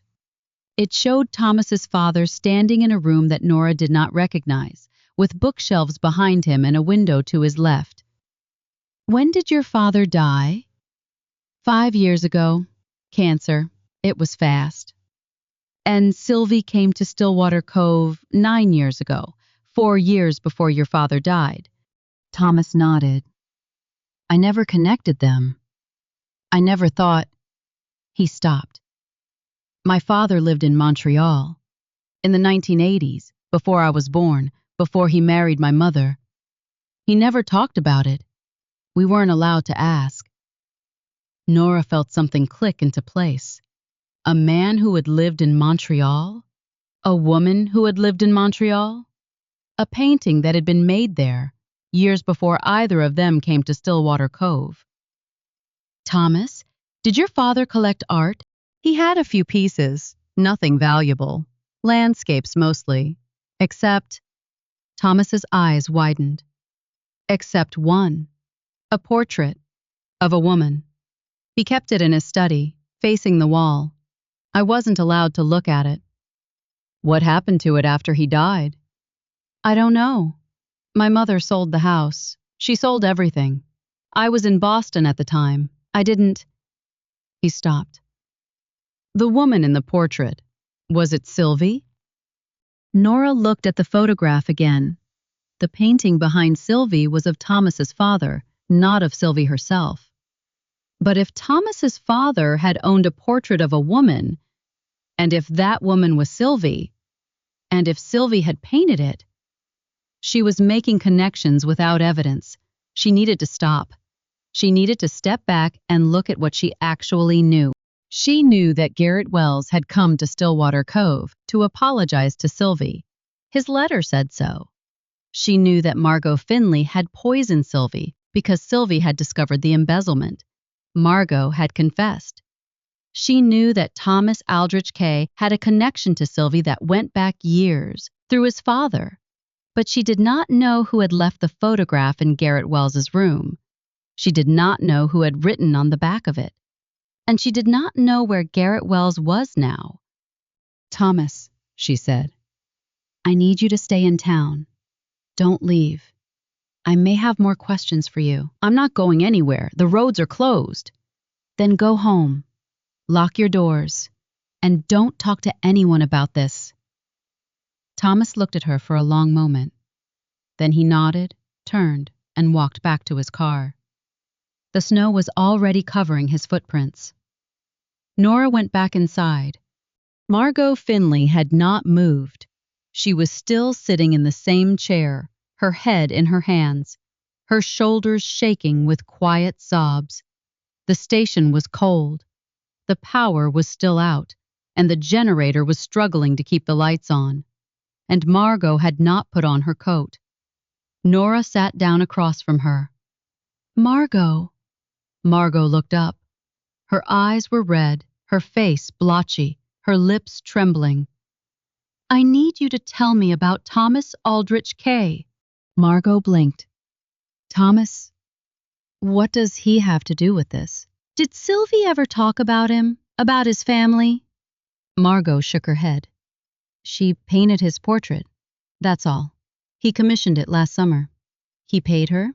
She delivered it. That was the end of it. But you said she refused to destroy it. She did. He asked her to destroy it. She said no. That was the only time they argued, as far as I know. Did she ever mention his father? Margot's face changed. Something flickered in her eyes. Recognition, maybe, or fear. No. Why would she? Because she knew him, in Montreal, before she came here. Margot was silent for a long moment. The wind rattled the windows. The generator hummed. A car went by on the road outside, its headlights cutting through the snow. I don't know anything about that, Margot said finally. Sylvie never talked about Montreal. Not to me, not to anyone. It was like that part of her life didn't exist. But you knew about the gallery scandal. I read about it online. After I hired her, I wanted to know who she was, where she came from, what she was capable of. And what did you find? Margot looked at her hands. I found that she had been accused of selling forgeries, that the gallery owner had blamed her, that she had left Montreal and never gone back. That's all. Did you find anything about a man named Aldrich Kay? No. Nora stood up. She walked to her desk and picked up Garrett Wells's letter. She read it again. The apology, the confession, the plea for forgiveness. Garrett had not killed Sylvie. Margot had. But someone had killed Garrett, or taken him, or scared him into running, and that someone knew about the photograph, about the painting, about the connection between Sylvie Arnaud and the Aldrich Kay family. Nora looked out the window at the snow. The storm was still hours from ending. The roads were still closed. The ferry was still not running. Everyone who had known Sylvie was trapped in Stillwater Cove, including whoever had pushed Garrett Wells into the harbor. Or worse, whoever was hiding him somewhere, waiting for the storm to pass so they could slip away. Nora picked up her coat and put it on. The hole in the pocket was larger now, and she could feel her keys shifting against her hip. "Where are you going?" Margot asked. "To find a man who doesn't want to be found." She walked out into the storm. Chapter 9. What the silence meant. The Aldrich house stood on the bluff. 3 stories of gray stone and black shutters, surrounded by trees that had been there since before the Revolutionary War. The driveway was long and curved, lined with maples that had lost most of their leaves to the storm. The snow was deeper here than it was in town, and Nora's cruiser struggled to make it up the last hill. She parked in the circular drive and sat for a moment, looking at the house. The Aldrich Kay family had lived here for 6 generations. They had made their money in shipping, lost most of it in the Depression, and spent the next 80 years pretending nothing had changed. The house was still beautiful, still imposing, still the kind of place that made people lower their voices when they approached the front door. But it was also old. The stone was stained. The shutters needed painting. The windows on the 3rd floor were dark and had been dark for years, because there was no one left to sleep in those rooms. Thomas's car was in the drive, parked off to the side, already covered in snow. There were no other cars. Nora got out and walked to the front door. The door was heavy oak, carved with a pattern she did not recognize, and the brass knocker was shaped like a mermaid or a sea lion or something else that belonged in the water rather than on land. She knocked. No answer. She knocked again, harder. The door opened a few inches, and a face appeared in the gap. A woman in her 60s, with gray hair pulled back in a bun, and eyes that had seen everything and forgotten nothing. "The deputy," the woman said. "Mrs. Aldrich Kay?" "Mrs. Aldrich Kay is dead. I'm the housekeeper, have been for 30 years. She opened the door wider. "Thomas said you might come. He's in the study." Nora stepped inside. The house was cold. Not the cold of a house that was underheated. The cold of a house that had been allowed to cool down because no one was home to keep it warm. The floors were marble. The ceilings were high. And the air smelled of dust and old wood and something else. Something that might have been sadness, or might have been nothing at all. The housekeeper led her through a hallway, past a dining room with a table that could seat 20, past a living room with furniture that had been covered in white sheets, to a door at the end of the hall. "He's in there," the housekeeper said. "I'll be in the kitchen if you need me." She walked away, her footsteps echoing on the marble. Nora opened the door. The study was smaller than she expected. Paneled in dark wood, with a fireplace that was lit and a fire that was burning low. The walls were lined with books, hundreds of them, thousands of them, leather-bound and cloth-bound and paper-bound, arranged in no particular order that Nora could see. Thomas was sitting in a chair by the window, facing the harbor. The window was tall and arched, and through it, Nora could see the storm still falling, the snow still accumulating, the water still churning. He did not turn around when she came in. "I knew you'd come," he said.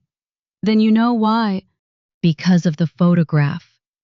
Because of my father."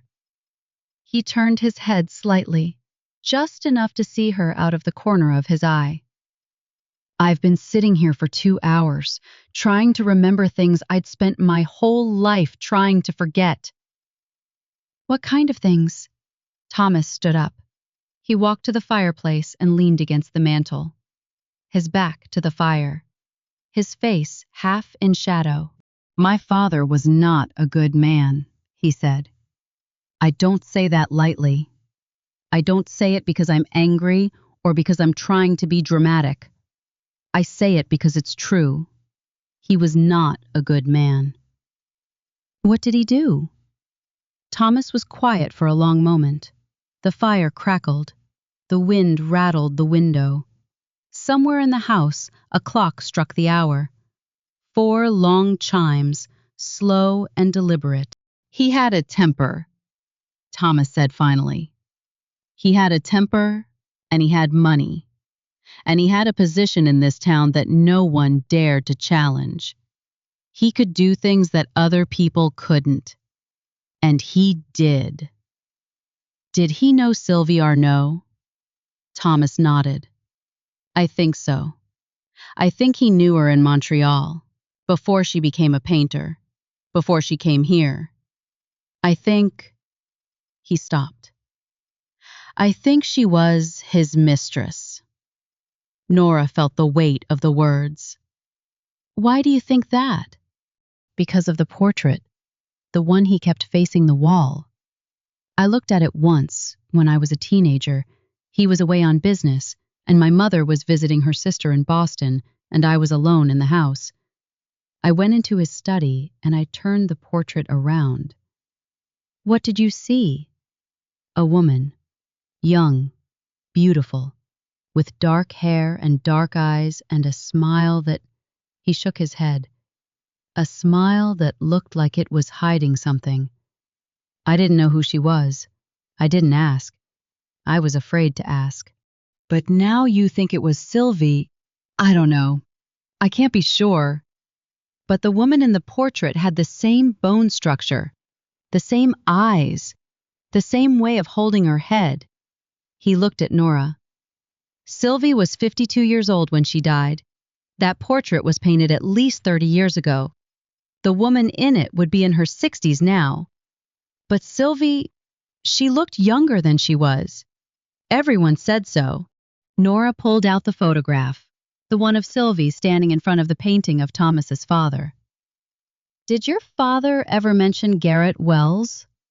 Thomas shook his head. "Never. But that doesn't mean anything. My father didn't mention anyone. He kept his life compartmentalized. His family in one box, his business in another, his—" He paused.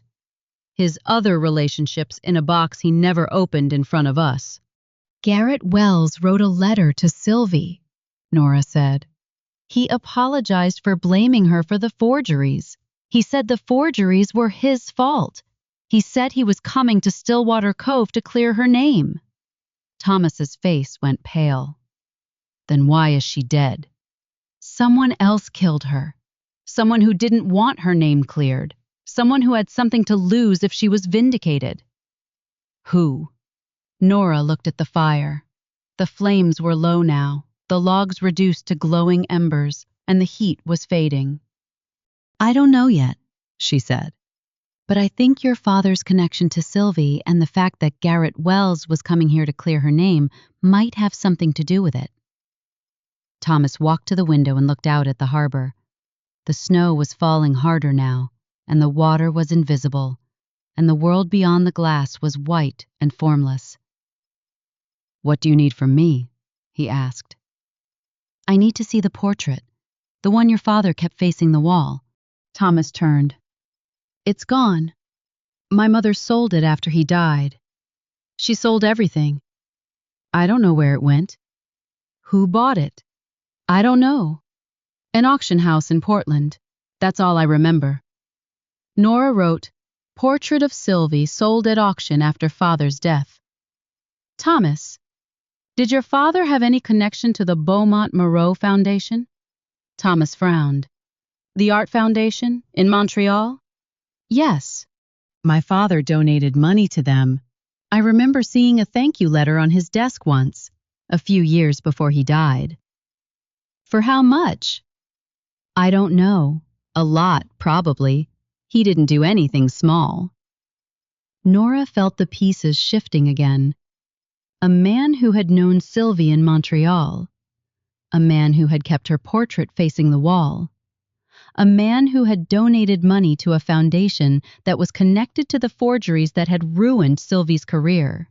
A man who had died 5 years ago, before Sylvie came to Stillwater Cove. Or, Nora stopped.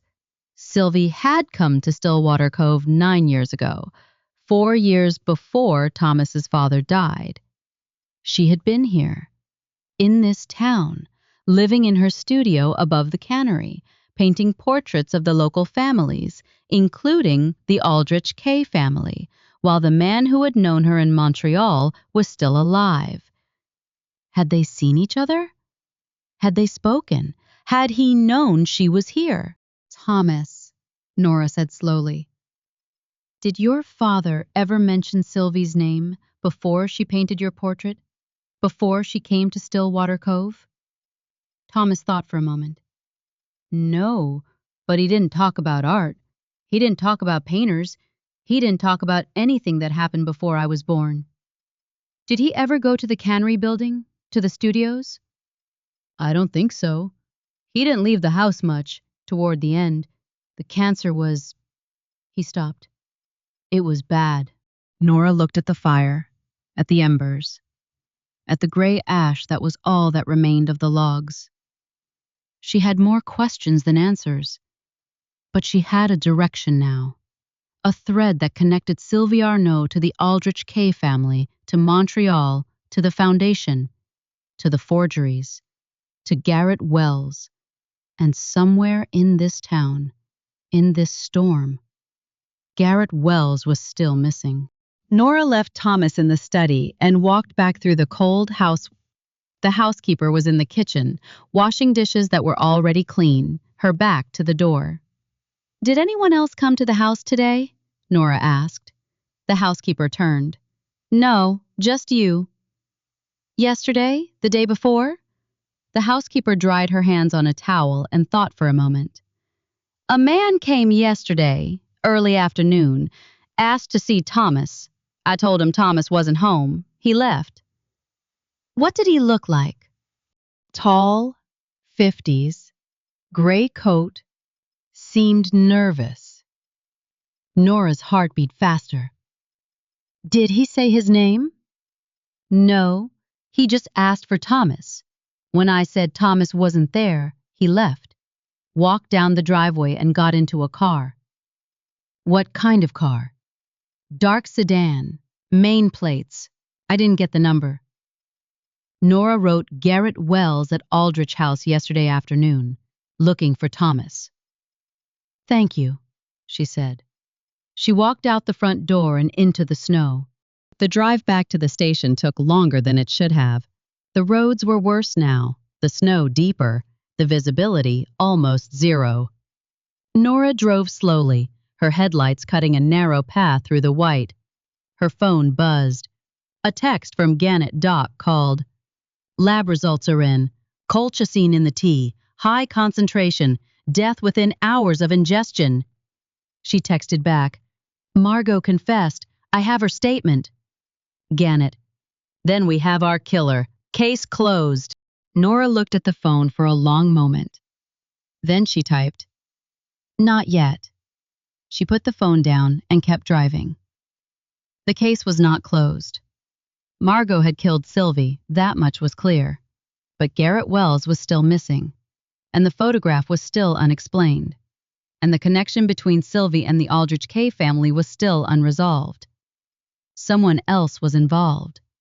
Someone who had been watching.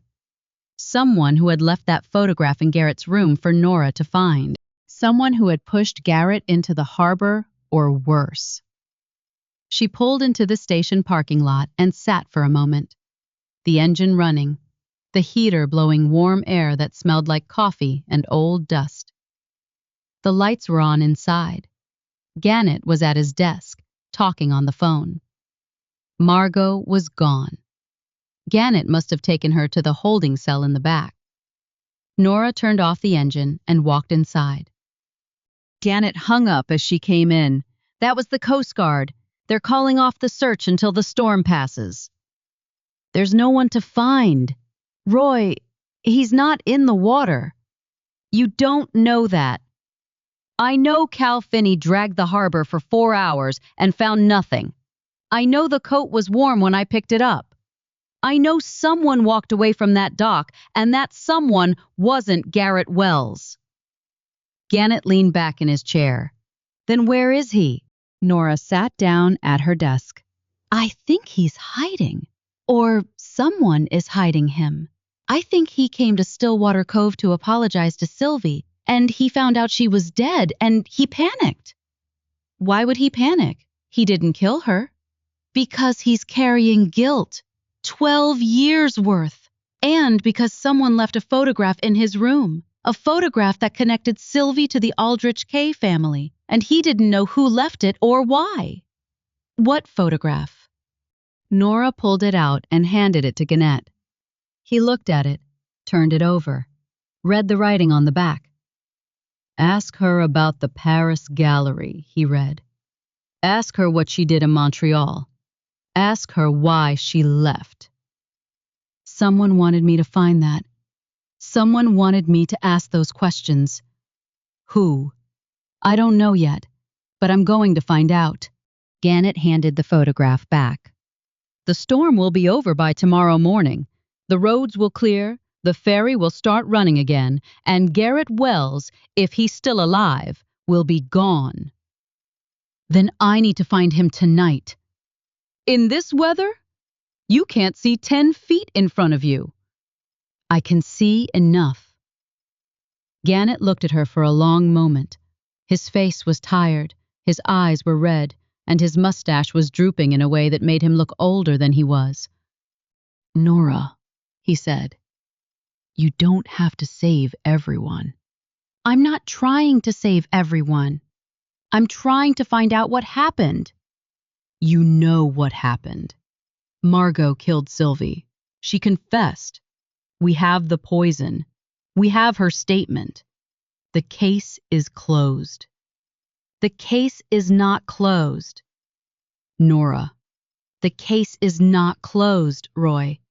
Not until I know where Garrett Wells is and why someone left that photograph in his room. Gannett stood up. Fine, but you're not going out there alone. Then come with me. I'm not going anywhere in this weather. I'm too old for this. He walked to the coat rack and pulled down a jacket. But I know someone who's not. He tossed the jacket to Nora. It was not her jacket. It was warmer, heavier, and the pockets did not have holes. Put that on, Gannett said. And take my car. It handles better in the snow than yours does. What about you? I'll stay here, in case someone calls. He sat back down at his desk. Go find your man, deputy, but be back by midnight, or I'm sending a search party. Nora pulled on the jacket. It smelled like coffee and old wool and Gannett's brand of pipe tobacco. Thank you. Roy, Don't thank me. Just find him. She walked out into the storm. The snow was coming down harder now, and the wind was stronger, and the world was white and formless and cold. Nora drove slowly through the streets of Stillwater Cove, looking for something she could not name. A car she did not recognize, a light in a window that should have been dark, a footprint in the snow that led somewhere other than the harbor. She drove past the cannery building. Dark. Past the Seabird Inn. Dark except for the generator lights in the lobby. Past Harlow's Diner. Dark. Past the breakwater. Dark. The town was asleep, or hiding, or waiting. She turned onto Mill Street and drove past Margot Finley's house. Dark. Past the post office. Dark. Past the library. The library was not dark. A single light was on in the basement window, the window that faced the alley behind the building. The light was small and yellow and flickering, like a candle or a flashlight. Nora pulled over and turned off the engine. Dot Fenwick had gone home at 5. Nora had seen her leave. She had watched Dot walk to her car, get in, and drive away. So who was in the library? Nora got out of the car. The snow was up to her ankles, and the wind was strong enough to push her sideways, and the cold was deep enough to hurt. She walked to the basement window and looked in. The light was a flashlight propped on a shelf, aimed at the floor, and on the floor, sitting with his back against the wall, his hands tied in front of him, his face pale and his eyes wide. Garrett Wells. Nora ran to the back door. It was locked. She kicked it, the wood splintered, but the lock held. She kicked it again. The door flew open. She ran inside. Chapter 10. What the Truth Cost. The basement of Bellamy Library was cold and dark and smelled of old paper and mildew. The flashlight on the shelf cast a narrow beam across the floor, illuminating dust motes and the pale face of a man who looked like he had not expected to be found. Garrett Wells was sitting against the far wall, his wrists bound in front of him with what looked like electrical tape, his ankles bound the same way. His coat was gone, the gray wool coat that Nora had found on the dock, and he was wearing only a thin sweater that did nothing to keep out the cold. His lips were blue, his hands were shaking, and his eyes were wide with a mixture of fear and relief. "Deputy," he said. His voice was hoarse, barely above a whisper. "Thank God." Nora knelt beside him and began working on the tape. It was wrapped tight, several layers thick, and her fingers were cold and clumsy. "Who did this to you?" she asked. "Your librarian," Garrett coughed. "The old woman, Dot something." Nora stopped. "Dot Fenwick?" "She came to my room at the inn this morning, around 6, before the power went out. She said she had information about Sylvie, about the foundation, about," he coughed again, "about the portrait." "What portrait?" "The one Sylvie painted, of the Aldrich K man, the father, not the son." He winced as Nora pulled at the tape. "Dot had it. She had the original. She said she had been keeping it for years, waiting for the right moment." Nora's mind was racing. Dot Fenwick. The woman who knew everything, the woman who volunteered information only when she judged you worthy.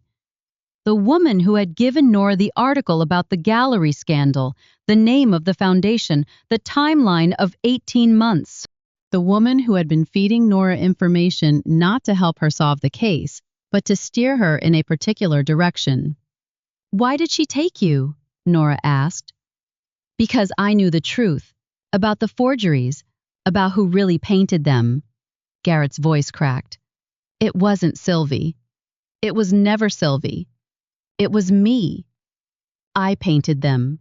I was young and stupid and desperate for money, and Henri Beaumont paid me to copy Émile Moreau's work. I didn't think anyone would ever know. But someone found out. Aldrich K., the father. He was a collector. He bought one of the forgeries, had it authenticated, found out it was fake. Garrett closed his eyes. He confronted Henri. Henri blamed Sylvie. Sylvie left Montreal. And Aldrich K.? He kept the forgery. He kept it as leverage. Leverage for what? To control the foundation. After Henri died, Aldrich K. wanted the Beaumont-Moreau Foundation to serve his interests, not the interests of the art world. He used the forgery to blackmail the foundation's board into doing what he wanted. Nora pulled the last layer of tape free. Garrett's wrists were red and raw, but his hands were free. She started on his ankles.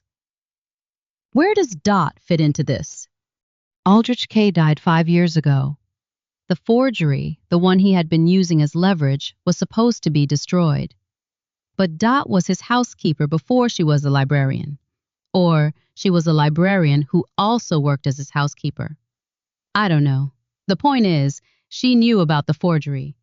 She knew where he kept it, and when he died, she took it. Why? Because she wanted to protect someone. The son, maybe, or the family name. I don't know. Garrett rubbed his wrists. But when she heard I was coming to Stillwater Cove, when she heard I was going to clear Sylvie's name, she knew the truth about the forgeries would come out. She knew the foundation would be investigated. She knew Aldrich K.'s name would be dragged through the mud. So she killed Sylvie? Garrett shook his head. No, that was the other woman. The colony manager, Margot. Dot didn't kill Sylvie, but she knew Margot was poisoning her. She saw it happening. She didn't stop it. Nora finished with the tape on his ankles. How do you know that? Because she told me. This morning, before she tied me up and left me here. Garrett looked at the flashlight on the shelf. She said Sylvie deserved to die. Said she was a liar and a fraud and a woman who had ruined good men's lives. Said she had been watching Sylvie for years, waiting for someone else to do what she didn't have the courage to do herself. Nora stood up. Her legs were stiff from kneeling, and her knees ached, and the cold was seeping through Gannett's jacket. Where is Dot now? I don't know. She left after she tied me up. Said she had to take care of something. Garrett struggled to his feet, using the wall for support. Deputy, she has the forgery. The painting I made. She's going to destroy it. Where? She didn't say, but she said something about the bluff, about the Aldrich house, about putting things back where they belonged. Nora pulled out her phone. No signal. The storm must have knocked out the tower. We need to get you out of here, she said. Can you walk? I can try. She put his arm over her shoulder and helped him toward the door. The basement was dark, and the stairs were narrow, and Garrett was heavier than he looked. But they made it to the back door, and then out into the snow, and then to the car. You stay here, Nora said, helping him into the passenger seat. Lock the doors. Don't let anyone in. I'll be back. Where are you going? To the bluff. To finish this. She closed the door and started walking. The Aldrich house was dark when Nora arrived. The driveway was unplowed, and the snow was deep, and she had to walk the last quarter mile because the car could not make it up the hill. The front door was unlocked. She pushed it open and stepped inside. The house was silent. The fire in the study had gone out, and the cold was deep and pervasive. The marble floors were slick with melted snow, and her boots left wet prints on the stone. She walked through the hallway, past the dining room, past the living room with its white sheeted furniture, to the study. The door was open.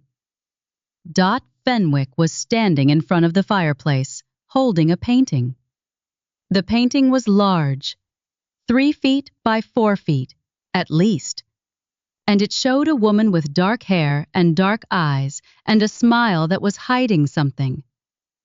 Sylvie Arnaud, young, beautiful, before Stillwater Cove, before the forgeries, before everything. Dot turned when Nora came in. Her face was calm, her eyes were steady, her hands were not shaking. "Deputy," she said, "I was wondering when you'd get here." "You knew I would." "I knew someone would. I was hoping it would be you." Dot set the painting down on the mantel. "You're the only one in this town who asks the right questions." "Why did you do it, Dot? Why did you let Margot poison Sylvie?" Dot was quiet for a moment. The wind rattled the window. The snow fell against the glass. "Because Sylvie ruined him," Dot said finally. "She ruined Thomas's father. She came into his life and she used him and she left him broken. He was never the same after she left Montreal. He drank. He raged. He pushed away everyone who loved him. He was already broken, Dot. You know that." "I know what I saw." Dot's voice was hard. "I was his housekeeper for 30 years.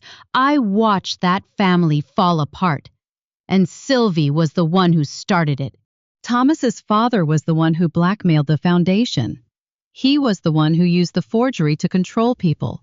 He was not a victim." Dot's face twitched. "He made mistakes. Everyone makes mistakes. But he didn't deserve to have his name dragged through the mud after he was dead. So you let a woman die. You let Margot poison her, and you did nothing." "I did what was necessary." "You tied a man up in the library basement." "Garrett Wells was the one who painted the forgery. He was the one who started everything. If he had kept his mouth shut, none of this would have happened." Nora took a step closer. "Where's the forgery, Dot? The one you took from the Aldrich house after Thomas's father died?" Dot pointed to the painting on the mantel. "That's it, the one Garrett painted, the one Sylvie was falsely accused of painting." Nora looked at the painting, at the young woman with the dark hair and the dark eyes and the smile that was hiding something, at the brushwork that was competent but not masterful, at the signature in the corner, a signature that was not Sylvie's. "You are going to destroy it." "Tonight, after the storm, I was going to burn it in the fireplace and scatter the ashes in the harbor." "And then what? Go back to the library? Pretend nothing happened?" Dot smiled. It was a sad smile. The smile of a woman who had already accepted her fate. "No, Deputy. I was going to drive to Portland, turn myself in, tell them everything." Nora stared at her. "Why?" "Because it's the right thing to do. Because I've been carrying this for too long.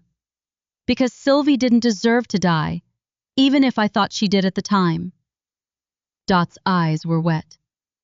"I'm old, Deputy. I'm tired, and I'm ready to face what I've done."